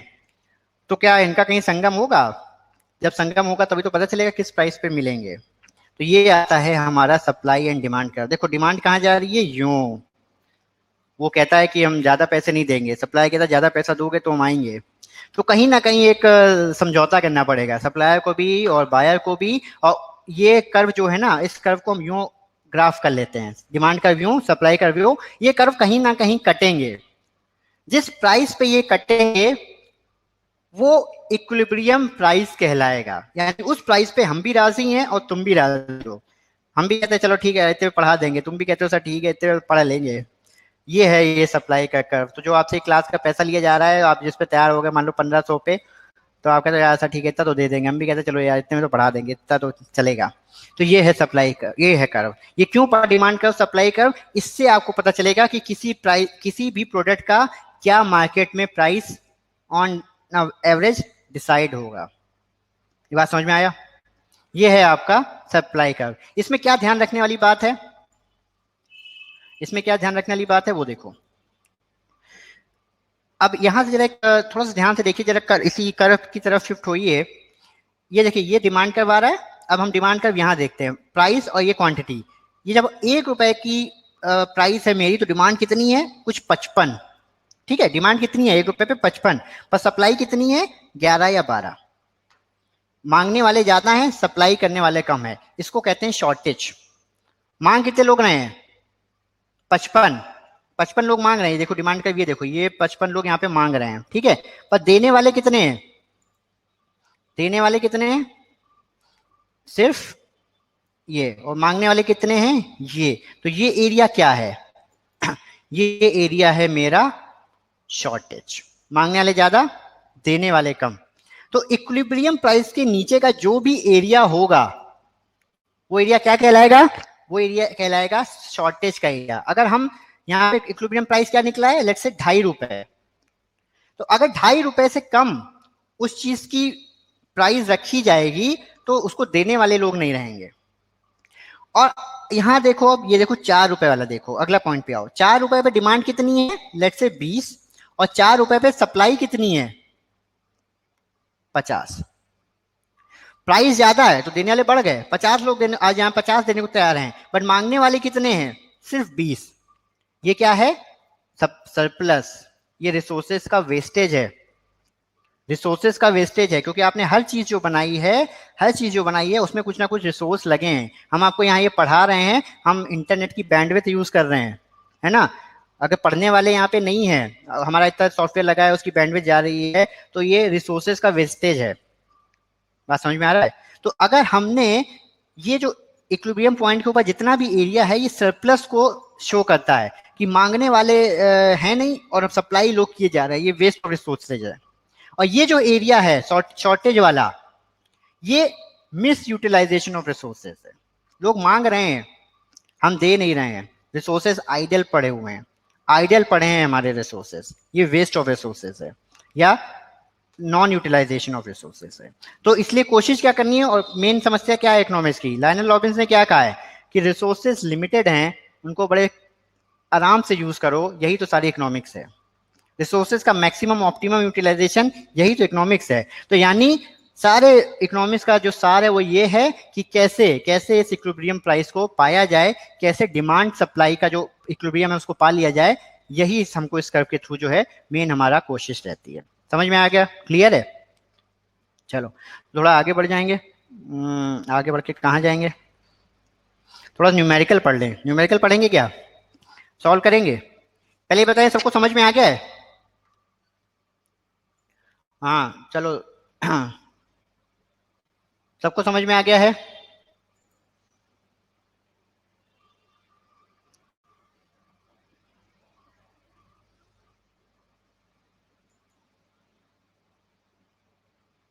चलो सब लोग कह रहे हैं सबको समझ में आ गया।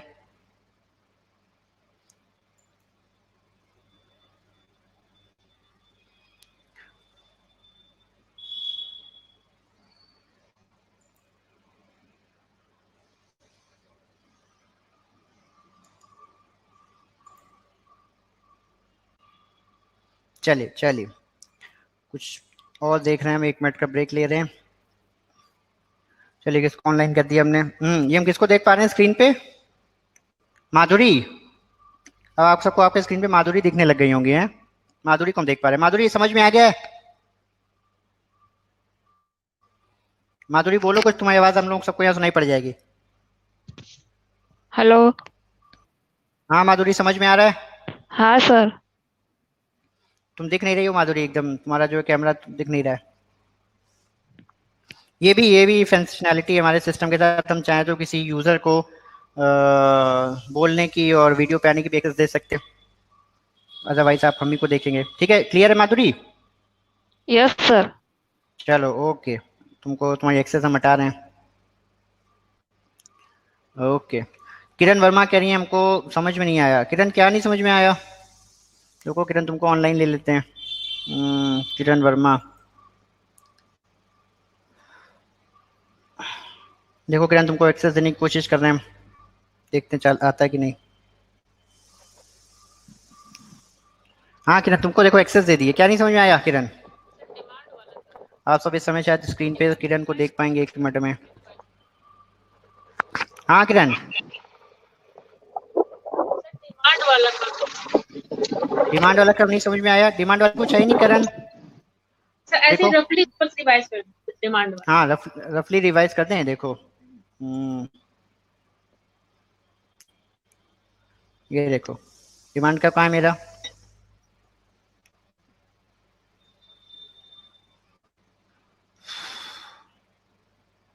ये देखो डिमांड का ये कहता है कि जैसे जैसे किसी चीज का प्राइस बढ़ेगा उसकी डिमांड घटेगी।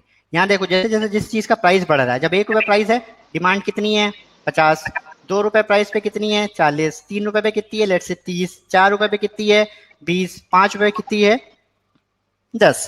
तो जैसे जैसे जिस चीज का प्राइस बढ़ेगा डिमांड घटेगी। अगर यही क्लास जो है हम 10,000 रुपये में पढ़ाने लगे तो आओगी क्या पढ़ने? नहीं आओगी ना, भाग जाओगी ना। हाँ अभी कह रही नहीं, कह दो नहीं यार सब पढ़ लेंगे, क्या हो गया आपसे तो पढ़ ही लेंगे, 10,000 में पढ़ लेंगे। नहीं आज आदमी का जो है ना अब बेसिक नेचर चेंज नहीं होता। चलो तो अगर 10,000 रुपये में करते हैं तो क्लास में कौन आएगा, कम हो जाएंगे ना बच्चे। यही क्लास अगर हम 200 रुपये में करते हैं तो क्या हो जाएगा, बच्चे बढ़ जाएंगे ना। तो बेसिक जी डिमांड का फंडा ये है, जितना ज्यादा प्राइस उतनी कम डिमांड, जितनी कम प्राइस उतनी ज्यादा डिमांड। ये बेसिक इसका किसी भी उसका फंडा रहता है। ठीक है किरण, चलो तुमको अब हम जो है सिस्टम से हटा ठीक रहे है हैं, सर। तुम्हारे खत्म कर रहे हैं। चलो ओके, तो चलो आगे बढ़ें क्या फिर? चलो आगे बढ़ जाते हैं थोड़े से। अब आपकी स्क्रीन पे जो है, आपकी स्क्रीन पे जो है अभी थोड़ा सा न्यूमेरिकल देख लेते हैं, है ना। कि कैसे इसके, ये पढ़ तो लिया, तो अभी तो सब यस यस कर रहे हो कि आगे समझ आ गया। वहां जब सवाल आता है ना तो भन्ना जाते हो कि यार भाई ये क्या आ गया, ये तो पढ़ाया नहीं था सर ने। तो सर ने सब पढ़ाया है, कॉन्सेप्ट ये कि आपको समझ में कितना आया है, कॉन्सेप्ट समझ में आया है कि नहीं, है ना। तो ये ऐसे सीधा एलकेजी में तो है नहीं कि जो है सीधा ए फॉर एप्पल पूछ लेंगे, है ना। सीआईबी दे रहे हैं, इनकम बढ़ेगी, तो थोड़ा सा उसको घुमा के पूछते हैं, कॉन्सेप्ट आपकी कॉन्सेप्ट की ग्रेस्प कितनी है वो चेक करते हैं। तो अगर कॉन्सेप्ट समझ में आ गया है तो न्यूमेरिकल आसान है ना। ये तो थोड़ी थोड़ी पढ़ लिया, इससे न्यूमेरिकल कैसे बनेंगे या सवाल क्या पूछ सकते हैं वो देखो। तो चलो आपकी स्क्रीन पे एक न्यूमेरिकल आ गया, आ गया।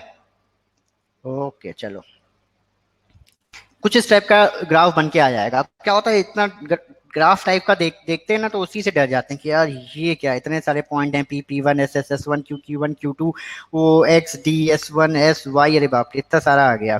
तो इसी से बच्चा आधा डर जाता है। डरना नहीं है, ठीक है। बेसिक फंडा क्या ध्यान रखना कि डरना नहीं है ना। डरेंगे नहीं, सोचेंगे कि क्या लिख रहा है, आराम से पढ़िए, आराम से पास हो जाएंगे। तो ये जो कर्व आया है देखिए क्या लिखा है, क्वेश्चन हमेशा ध्यान से पढ़िएगा। ये बात ध्यान रखिए कि जब क्वेश्चन में हमेशा मेहनत करिए कि क्वेश्चन में पूछ क्या रहा है। जो ये सब इन्फॉर्मेशन रहती है ना उसकी, ये सब इन्फॉर्मेशन जो लिखी है, ये सब इन्फॉर्मेशन हमेशा ध्यान से पढ़ने की कोशिश कीजिए कि क्या क्या उसने बताया है और क्या हमसे पूछना और क्या जानना चाह रहा है। क्वेश्चन जैसे इसमें लिखा हुआ है, in the below diagram P and P1 represent the production cost, या वो प्राइस जिसपे वो हम उसको उस चीज को दे सकते हैं। हमेशा ध्यान रखिए P यानी प्राइस, Q मतलब हमेशा इसी तरह से कर्व बनता है, ठीक है। यहाँ पे y एक्सिस पे आपका प्राइस रहता है, x एक्सिस पे आपका क्वांटिटी डिमांडेड या क्वांटिटी सप्लाइड बना रहता है। तो इन the diagram below P and P1 represent the production cost which is affecting the supply.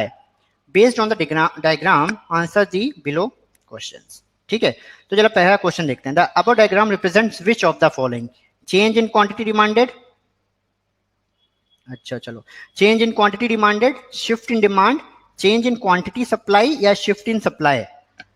ये क्वेश्चन है और नीचे उसके 4 ऑप्शन दिए हैं। तो कौन है जो इसका जवाब दे पाएगा कि क्या होना चाहिए इसका जवाब। इस डायग्राम के थ्रू, इस डायग्राम के थ्रू क्या बताया गया है, क्या है इस डायग्राम में।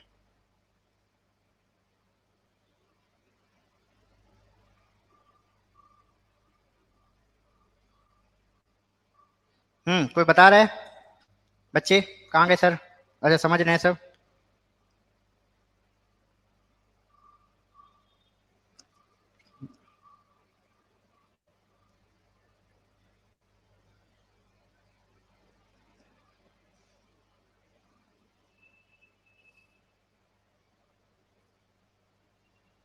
आंचल कह रही है कर्व शिफ्ट हो रहा है। विनय साहब कह रहे हैं, सर कह रहे हैं कि डिमांड शिफ्ट हो रही है। अच्छा चलो एक एक करके देखते हैं फिर क्या कौन क्या कह रहा है। विनय सर कह रहे हैं डिमांड शिफ्ट हो रही है। नहीं सर डिमांड तो नहीं शिफ्ट हो रही। डिमांड का कर्व तो ये है ना, देखो आप, ये डिमांड का कर्व है। किरण आवाज नहीं आ रही, एक बार वापस से बाहर आके अंदर आ जाओ। जब भी आवाज का कोई इशू है तो एक बार बाहर से अंदर आ जाइए। कभी कभी कनेक्शन फेलियर की वजह से हो जाता है, वापस आवाज पकड़ने में दिक्कत करता है, ठीक है। हाँ विनय सर जैसे कहते हैं कि डिमांड चेंज हो रही है ना, डिमांड नहीं चेंज हो रही सर। देखिए डिमांड कर्व तो एक ही है मेरा, डिमांड कर्व एक ही है, तो डिमांड कर्व की शिफ्टिंग का सवाल नहीं है ना। अगला क्या कह रहे हैं, हर्षलता भुकरा मैडम कह रही है change in quantity supply, quantity supply. तो ये बेसिक देखिए क्या है, एक कर्व ये था, इस कर्व पे हमारा नया कर्व आ गया है, ठीक है। तो चेंज इन क्वांटिटी सप्लाई, इसको हम लोग क्या वर्ड हमने क्या पढ़ा था, हमने इसको पढ़ा था सप्लाई शिफ्ट। जैसा अंकिता बता रही है सप्लाई शिफ्ट हो जा रही है, इसको शिफ्ट इन सप्लाई कहेंगे। पहले कर्व मेरा ये था, देख लो ये वाला एस वाला। अब कर्व कौन सा मेरा, ये वाला S1 वाला, ठीक है। कर्व यहाँ पे तो ये जो डायग्राम है मेरा, ये मेरा शिफ्ट इन सप्लाई का। अच्छा इसको क्यों चेंज कर रहे हैं, हम तो वेबकैम से ऑन है। तो शिफ्ट इन सप्लाई का कर्व जो है ये है। तो ये बेसिक बेसिक फंडा, अगर आपको ये कॉन्सेप्ट सब घुस गए ना दिमाग में तो ये सवाल ऐसे ही है। सवाल को बहुत आइंस्टाइन लेवल के या नोबेल प्राइज के लेवल के नहीं है, सवाल तो बच्चों वाले ही है सब ये। तो ये इसका बेसिक सवाल है कि इसमें जो है सप्लाई कर्व जो है वो शिफ्ट हो रहा है, ठीक है। ज्यादातर लोगों को समझ में भी आ गया है, दीपिका भी कह रही है, आंचल कह रही है, आंचल काफी बार कह रही है इस चीज को, ठीक है। चलो अगला देखते हैं, अगला क्वेश्चन कहाँ गया भैया। चलो ये वही वही सवाल है उसका, जो इस बार सवाल बदल दिया उन्होंने। सवाल देखो क्या आ रहा है, ठीक है, वो कर्व तो वही है, कर्व के नीचे उन्होंने जो ऑप्शंस हैं वो बढ़ा दिए। ऑप्शंस में क्या क्या आ गए हैं, ऑप्शन जरा एक बार ये देखते हैं। द पॉइंट ई, ये कहाँ गया, ई है हमारा ये, और ये है हमारा E1, ठीक है, ई और E1। The point E and E1 in that order in the diagram about represent which of the following. E या E1 से हमें क्या पता चलता है, वो इसमें वो पूछना आपसे चाह रहे हैं। क्या क्या पता चलता है, there is increase in the cost of production due to which the producers are reducing the supply, ये पता चलता है क्या। बी ऑप्शन क्या है, there is decrease in the cost of production due to which the producers are reducing the supply. अच्छा ठीक है, there is increase in the cost of production due to which the producers are increasing the supply, there is decrease in the cost of production due to which the producers are increasing the supply। अरे बाप रे, सब एक ही जैसे दिख रहे हैं, है ना, देख रहे हो सब एक ही जैसे ऑप्शंस दिख रहे हैं, तो क्या होगा इसका आंसर। ई देखो क्या है, ई कौन सा कर्व है, ई कर्व है सप्लाई का। ई कर्व किस चीज का कर्व है, सप्लाई का। E1 क्या है, सप्लाई कर्व का नया वो, बात समझ रहे हो। और ये E1 है जहां पे, हाँ विद्याभूषण जवाब दे रहे हैं, E1 और D चेंज हो रहे हैं, यानी ये नया इक्विलिब्रियम है। नया इक्विलिब्रियम क्यों बनाना पड़ा, क्योंकि सप्लाई चेंज हो गई। सप्लाई क्यों चेंज हो गई, क्योंकि जो प्राइस हैं वो चेंज हो गए हैं, प्राइस चेंज हो गए तो आपका कर्व जो है चेंज हो गया। तो there is decrease in the cost of production due to which the producers are increasing the supply, ये ऑप्शन जो है इसका करेक्ट ऑप्शन होना चाहिए। और ये जो है ना, ये जैसे लिखा है the decrease in production cost due to which they are able to increase the supply, तो विद्याभूषण जिसको है इसको सही बता पाए, और अलंकृता भी सही बता पा रही है, दीपिका भी सही बता पा रही है, तो मतलब मोटा मोटा आप लोगों को समझ में आ रहा है, क्लासेस सही चल रही हैं, सक्सेसफुल चल रही हैं। सही है। वो देखते हैं आजकल आप लोग कपिल शर्मा का शो देखते हैं, उसमें जो है ना पहले तो सब ऑडियंस बैठी रहती थी, है ना, और वो है अपना बोलता रहता था, ऑडियंस से कन्वर्स करता था, ऑडियंस भी हंसी मजाक करती रहती थी। अब उन्होंने कटआउट रख दिए हैं। तो यहाँ जिस क्लास में हम आपको पढ़ा रहे हैं ना, जो बहुत बच्चे यहाँ पे मेरे साथ इस क्लास में पढ़े हैं, जैसे अलंकृता पढ़ी है मेरे से, तो हमको भी ऐसे लग रहा है। सामने जो है खाली सीटें पड़ी हुई हैं, देखें आपको दिखा सकते हैं क्या सामने कैसा है, शायद दिखा नहीं पाएंगे, अच्छा दिखा पाएंगे ना, चलो ओके देख रहे हैं। तो अब हम सोचे यहाँ पे आप सब लोगों के कटआउट रख दें, है ना, और जो है उसके बाद पढ़ाया करें। चलिए जोक हो गया, आगे बढ़ते हैं।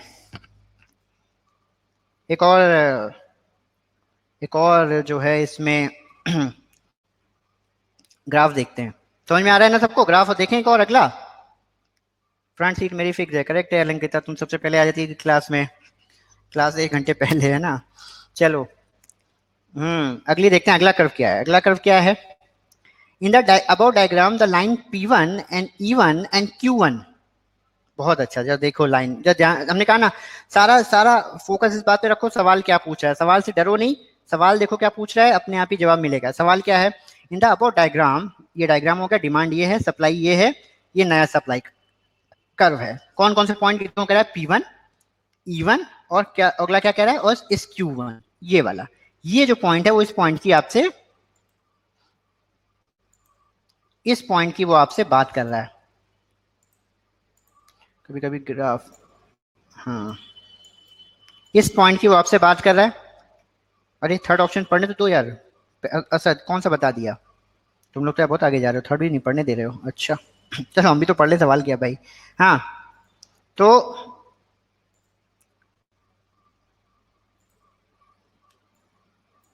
हाइलाइटर क्यों नहीं काम कर रहा है कभी कभी जो है,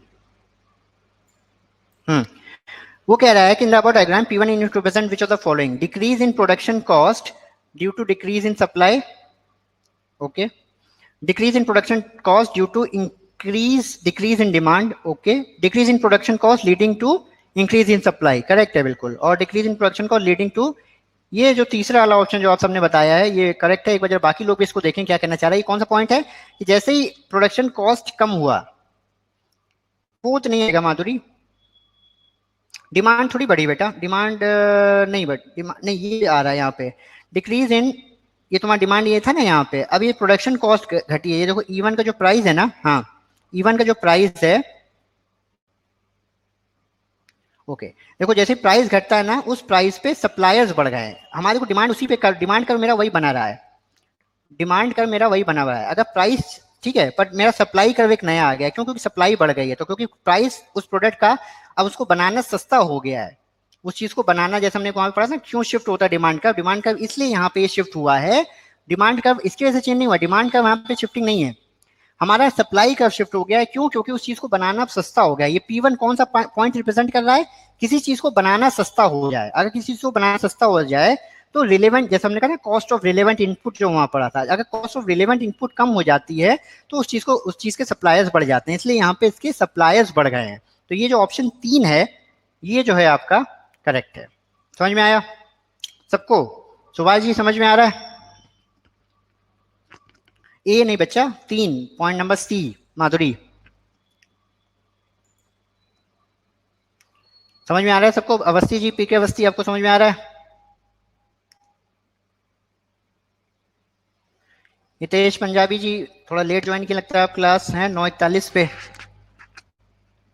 अच्छा समझ में आ रहा है? ओके। तनु, तनु पांडे बहुत लेट क्लास ज्वाइन की तुम बेटा, 10:15 पे आई हो अभी क्या? पहले भी थी। क्लास समझ में आ रहा है?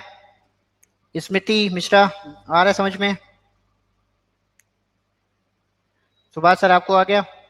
हाँ विवेक जी को आ गया है, अमित आ गया, अमित विक्रम आ गया? ठीक है, आशीष को भी आ गया समझ में, करेक्ट है। चलो पहले से थी तनु पांडे, ओके तनु, ठीक है चलो, ये समझ में आ गया था? चलो okay okay okay okay okay okay ठीक है। अगली केस स्टडी देखते हैं। अगली केस स्टडी क्या है? ये देखो सप्लाई एंड डिमांड की केस स्टडी है। इसमें भी सिंपल फंडा वाइज हमने आपको बताया था। इसमें क्या सवाल पूछेगा, इसका सवाल देख लें क्या पूछता है आपसे। In the about diagram the area between C E and F represent which of the following. इस एरिया में ये सी ई एफ, ये जो सी ई एफ है ये क्या दर्शाता है? शॉर्टेज, ठीक है, सरप्लस, इक्विलिब्रियम या एक्सेस। फिर से देखो आशीष, ये एरिया क्या बता रहा है? सी ई एफ का एरिया करेक्ट है। असद बता रहे हैं सरप्लस, ये सरप्लस है, करेक्ट है, ये सरप्लस एरिया है। और अगर यही हम आपसे पूछे ए ई और बी, अगला सवाल यही है कि ए ई बी क्या दर्शाता है? ए ई बी जो है वो आपको शॉर्टेज बताता है कि यार यहाँ पे जो है ना, देखो क्या है, इस प्राइस पे ये सप्लाई इतनी है और डिमांड कितनी है? डिमांड इतनी है, तो शॉर्टेज है। जो चीजें मांगी जा रही हैं उसकी पूर्ति नहीं हो रही है, तो ये शॉर्टेज का एरिया है। यहाँ पे क्या है? डिमांड इतनी है और सप्लाई कितनी है? इतनी सप्लाई। लोग मांग नहीं रहे हैं, जबरदस्ती दे रहे हैं, मतलब बहुतायात मात्रा में चीजें अवेलेबल हैं, ठीक है। तो CEF का जो एरिया है वो आपका सरप्लस दिखाता है और AED का जो एरिया है वो आपका शॉर्टेज दिखाता है। ये इसका सवाल था कुछ। अच्छा चलो, ये अब ये बड़ा अच्छा केस स्टडी है 29 नंबर वाली, ये जरा पढ़ेंगे। रीड द फॉलोइंग, इससे आपको थोड़ा पता चलेगा कि कॉन्सेप्ट जो है क्लियर हुआ है कि नहीं हुआ है। Read the following situations carefully to answer the questions given below. After the 11th bipartite, जो हो गया हम लोगों का, मिला नहीं पैसा, salary of bank employees increase substantially, बहुत ज्यादा सैलरी बढ़ गई इसके बाद से। तो उस पर सवाल भी बन गया है। सवाल क्या बना है कि क्या होने वाला है, जरा इससे देखें। पहला देखो क्या लिखा है। It is observe that quantity demanded of cars and other consumer goods has increase substantially and this trend last for few months. जैसे ही भैया ये बाइपर्टाइट हुआ और लोगों की सैलरियां, बैंक वालों की, हम सबकी बढ़ी, कारों की डिमांड बढ़ गई और बाकी ये सब टीवी, फ्रिज है ना, एसी पेसी, इन सबकी डिमांड भी बढ़ गई। एक तो ये चीज ऑब्जर्व की गई। दूसरी चीज क्या हुई? लैंडलाइन टेलीफोन कनेक्शंस जो हैं वो धीरे धीरे घटते चले जाते हैं in the last few years.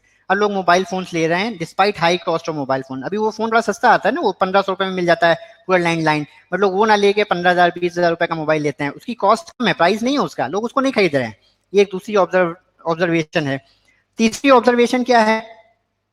तीसरी ऑब्जर्वेशन ये है companies manufacturing toys in China increase their export of toys to India.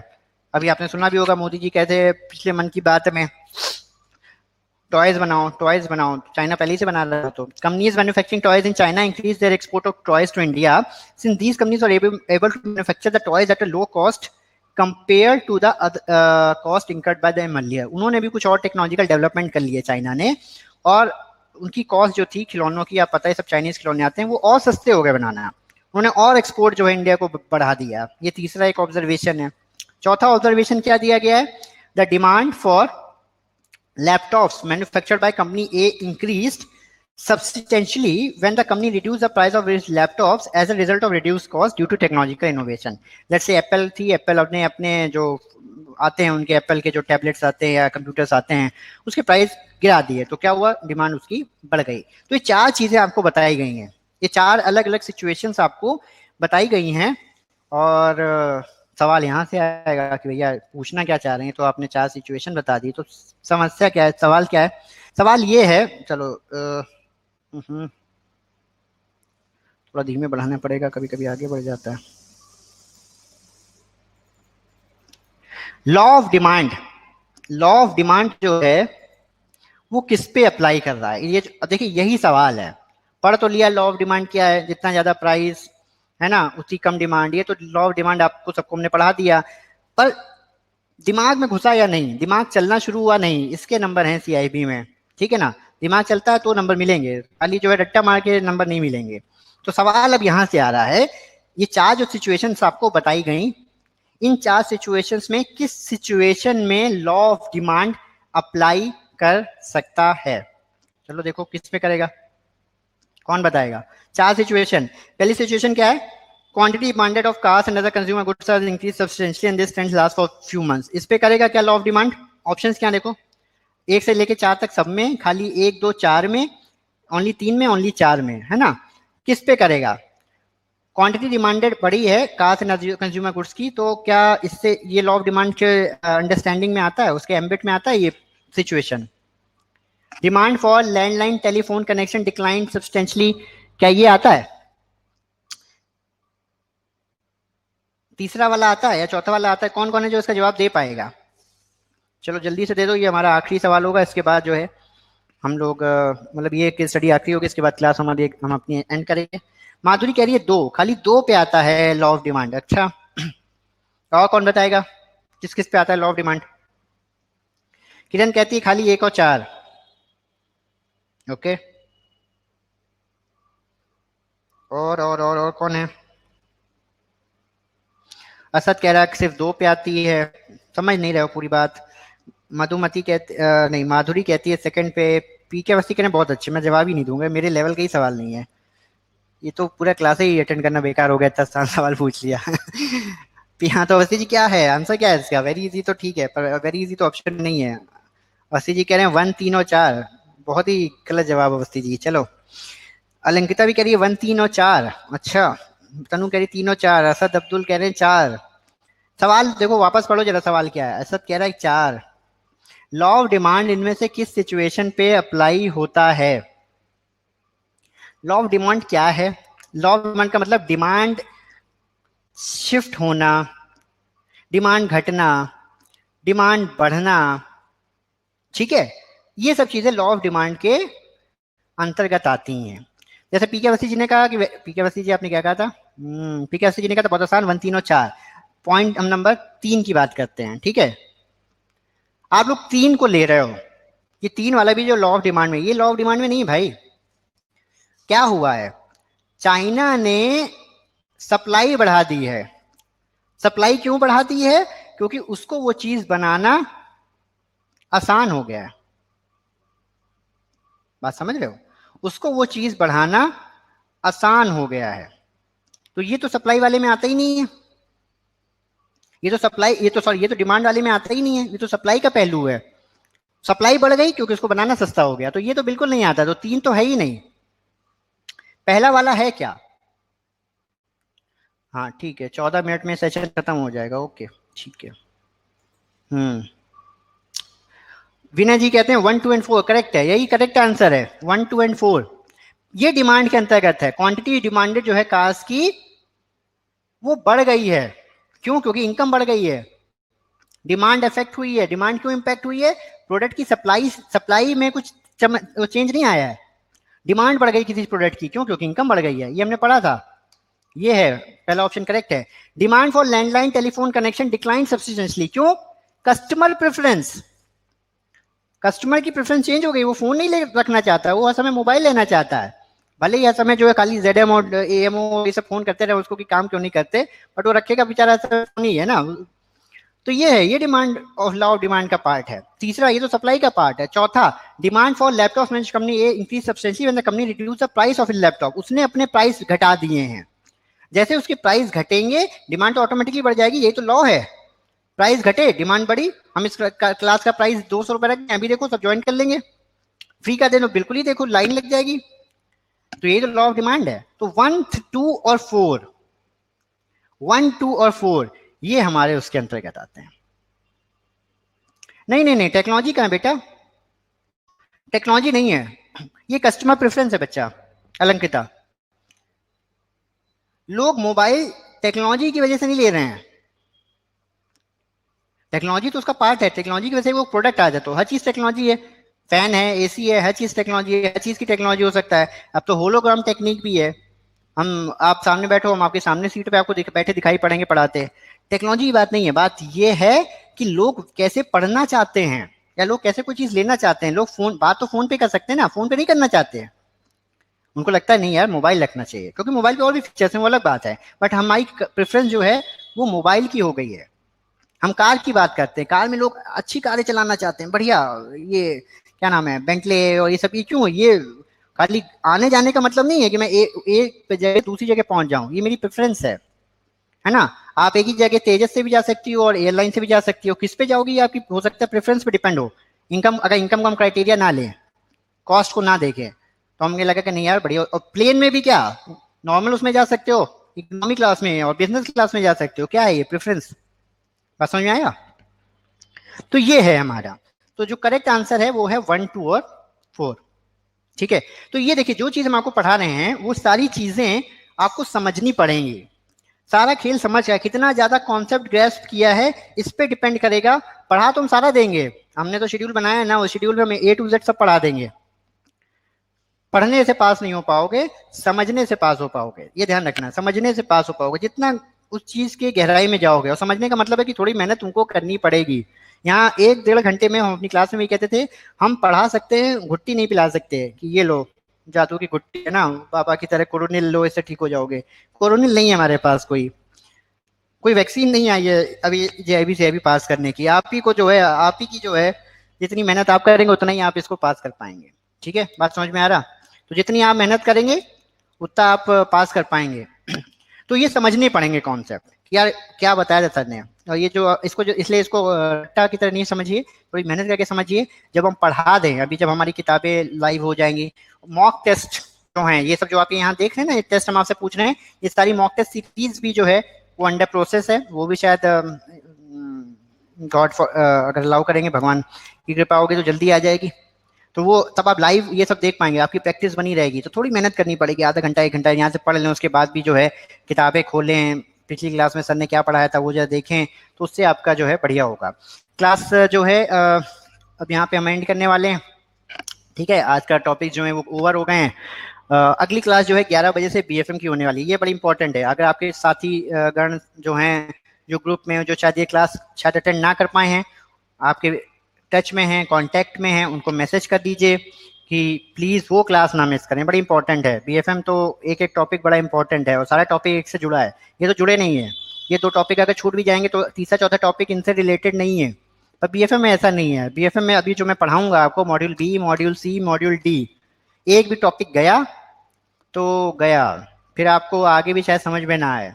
वो है ना कि जब तक 1+2 करना नहीं आता, एडिशन सब्ट्रैक्शन नहीं आते, तो लॉगरिथम और इंटीग्रेशन और ये सब कहाँ से सीखोगे, है ना।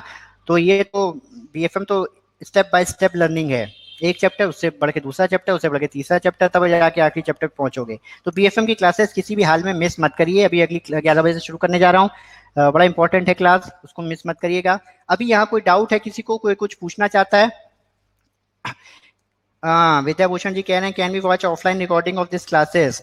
विद्या भूषण जिस पे काम चल रहा है अभी तो शायद नहीं आप देख पाएंगे ना, बट होपफुली कोशिश चल रही है कि ये ऑफलाइन जो रिकॉर्डिंग्स हैं ये भी आपको मिल जाएं।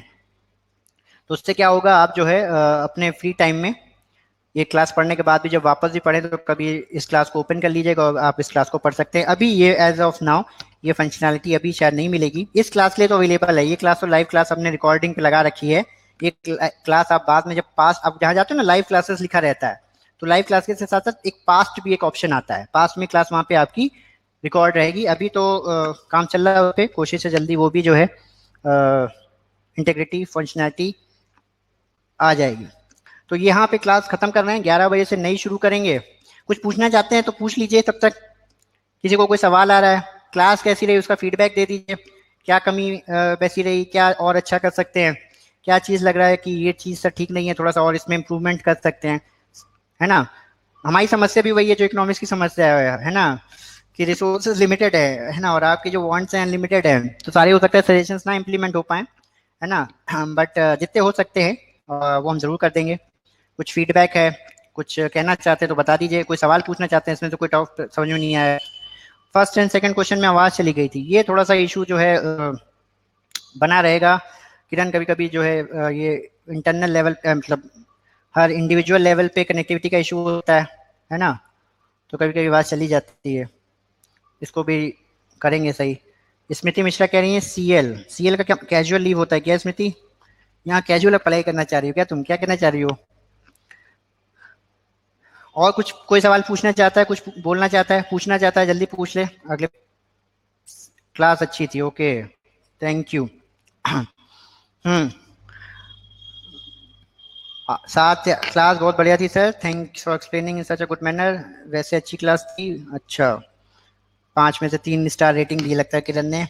माधुरी कह रही है अच्छी क्लास है, थैंक यू सर कह रही है माधुरी। ओके कुछ पूछना है पूछ लीजिए, अगले 7 मिनट में क्लास एंड हो जाएगी। कुछ पूछना चाहते हैं तो पूछ सकते हैं। अभी 11 बजे हम लोग वापस अपनी बीएफएम की क्लास के साथ लॉगिन करेंगे।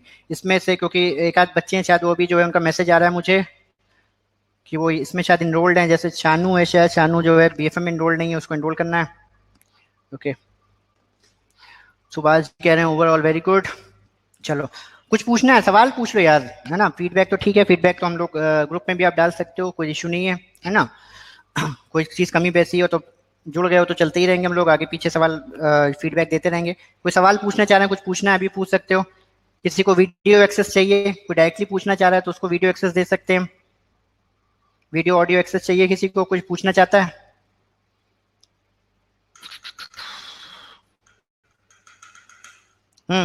एनीवन? नहीं, किसी को नहीं पूछना कुछ?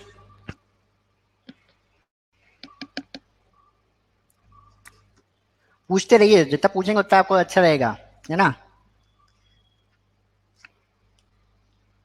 फोर्थ का ड्यू टू प्राइस रिडक्शन है सर। फोर्थ वाला कौन सा बेटा, तुमको एक्सेस दिया जाए?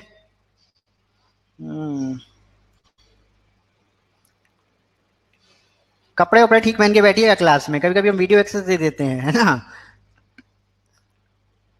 Demand for laptop sir.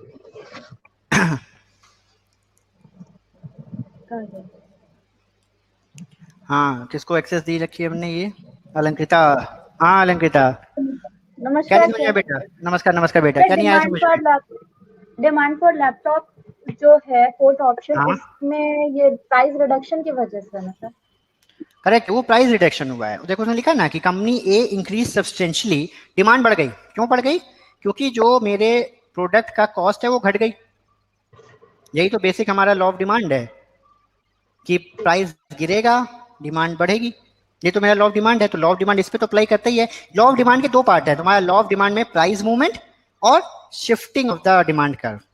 तो ये दोनों चीजें लॉ ऑफ डिमांड के अंतर्गत हमने पढ़ी हैं। तो यहाँ जहां जहां वो लॉ ऑफ डिमांड लग रहा है, ऑप्शन नंबर 1 में, ऑप्शन नंबर 2 में और ऑप्शन नंबर 4 में, ठीक है, तो वो सारे वहां पे उस पे आएंगे, इसलिए किया है। आंचल कह रही है लॉ ऑफ डिमिनिशिंग रिटर्न्स क्या है? अच्छा सवाल है। ठीक है अलंकृता थैंक यू। तुमको वैसे लग रहा है ना कपिल शर्मा की शो की तरह, वो भी बीच बीच में जूम पे कॉल कर लेता है, लोग आ जाते हैं, हाँ सर परिवार के साथ देख रहे हैं। चलो जो तुम्हारा एक्सेस जरा खत्म कर देते हैं अलंकृता। ओके चलो, हाँ क्या कहना चाह रही थी आंचल? आंचल कहना चाह रही हैं लॉ ऑफ डिमिनिशिंग रिटर्न क्या है। ओके,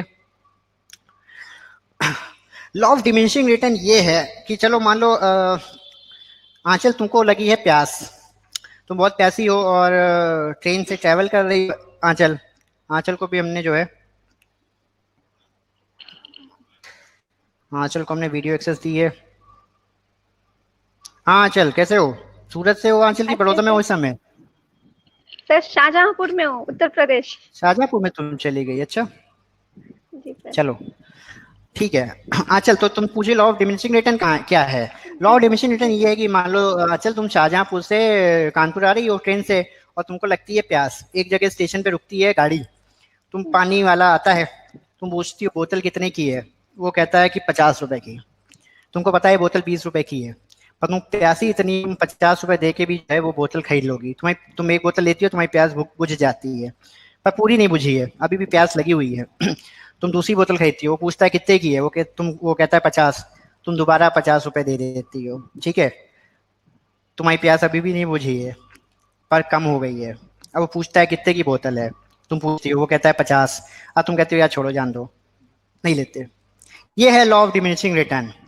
आप रिसोर्सेज जो हैं, आप जैसे जैसे रिसोर्सेज जो हैं, जो हमारी जो यूटिलिटी है, कोई भी प्रोडक्ट हम क्यों लेते हैं, कोई भी प्रोडक्ट हम जो है वो इसलिए लेते हैं क्योंकि उसकी हमको यूटिलिटी है, उससे हमको फायदा है। तुम इस क्लास में क्यों आई हुई हो? क्योंकि तुमको लगता है इस क्लास में अगर हम आएंगे ठीक से पढ़ लेंगे हम पास हो जाएंगे, ठीक है। जी सर। तो ये तुमको इसकी यूटिलिटी तुम्हारे लिए ये है। पर जैसे जैसे तुम्हारी वो यूटिलिटी फुलफिल होती जाती है, तुम उसके बाद उससे जो हमको जो उससे जो उस यूटिलिटी के लिए जो प्राइस आप तुम पे करोगी या उससे जो रिटर्न तुमको मिलता है, सेटिस्फेक्शन जो तुमको मिलता है, वो कम होना शुरू हो जाता है। ये नहीं कि पानी बहुत अच्छी चीज है, पानी अच्छी चीज है, बट तुम एक बाल्टी तो पानी नहीं पी सकती ना, एक गिलास ही पी सकती हो ना। तुमको चाय की प्यास लगी है पर तुमको पूरी केटली भर तो चाय नहीं पिला सकते ना। चाय अच्छी चीज सर है ये और एक डिमांड और केटली। सप्लाई में कैसे लिंक्ड है? यही अब आपकी कोई चीज खरीद रहे, एसी है, हम आपकी इनकम बढ़ गई है, इनकम बढ़ गई है, बट इनकम बढ़ गई है तो तुम क्या है, तुम एक कार खरीद लोगी, तुम 2 कार खरीद लोगी, पर तुम क्या 10 कार खरीद लोगी? वो तो तुम अफोर्ड कर सकती हो। अनिल अंबानी, मुकेश अंबानी आज की डेट में पूरे हिंदुस्तान की कारें खरीद सकते हैं, बट क्या वो पूरे हिंदुस्तान की कारें खरीद लेते हैं क्या? नहीं, क्योंकि रिटर्न नहीं है ना उसका। तो ये है लॉ ऑफ डिमिनिशिंग रिटर्न। तो ये जो आपके हमने जो फैक्टर्स बताए थे, ये factors law of diminishing return के साथ हैं, आपके साथ हैं। उस चीज की जितनी यूटिलिटी रहेगी उतना ही हम लेंगे, और जितने जैसे चीज को हम बढ़ाते जाएंगे, उस चीज की क्वांटिटी बढ़ाते जाएंगे, उस चीज से मिलने वाली यूटिलिटी हमको कम होती जाएगी, और इस वजह से डिमांड सप्लाई भी उसकी इफेक्ट होती चली जाएंगी। तो सर ये आंचल आया दोनों समझ में में? काउंट होगा, डिमांड में भी और सप्लाई में भी? क्योंकि दोनों में। एक बार हाँ हाँ सीआईबी में एक क्वेश्चन पूछा था कुछ, बट एग्जैक्टली क्वेश्चन बिल्कुल क्या था वो बिल्कुल। मुझे याद नहीं है। मेन उसका फंडा ये है कि ये जो हमने फैक्टर्स पढ़े थे ना, इनकम, प्रेफरेंसेस, टेक्नोलॉजी, अल्टीमेटली ये तब इम्प्लीमेंट होंगे जब सामने वाले को उस चीज की यूटिलिटी रहेगी। बात समझ में आ रहा है? एक एरिया है, हम उसमें जो है एक मिनट, चलो ठीक है, एक कोई एरिया है उसमें हमें लगातार स्कूल्स खोलते चले जा रहे हैं, बट एक बच्चा एक ही कोर्स तो कर पाएगा ना, बच्चे हैं वहां पे, बट एक बच्चा एक ही कोर्स तो कर सकता है ना। वो सोचो वो बीटेक भी कर लेगा, वहां से एमटेक भी, उसको इतनी यूटिलिटी नहीं है ना। जिसने एमटेक कर लिया उसको जरूरी है क्या कि वो पीएचडी करे? नहीं ना, एजुकेशन तो मिल रही है और उसकी वो यूटिलिटी नहीं है। तुम यहाँ पे सीआईबी नौकरी तुमको मिल गई, ये प्रोडक्ट अवेलेबल है जेआईबी सीआईबी करने का, बट क्यों नहीं कर रही है? क्यों? क्योंकि तुमको उसका रिटर्न ऐसा लगता है कि नहीं है। तो हमको जब जैसे जैसे जिस चीज को हम बढ़ाते जाएंगे, इस्तेमाल करते जाएंगे, हमको उसका यूटिलिटी भी हमको उससे उसकी कम होती जाती है। ठीक है आंचल? जी चलो सर। आंचल, तुम्हारा ओके एक्सेस हम सर। खत्म कर रहे हैं और ये क्लास भी जो है ऑलमोस्ट ओवर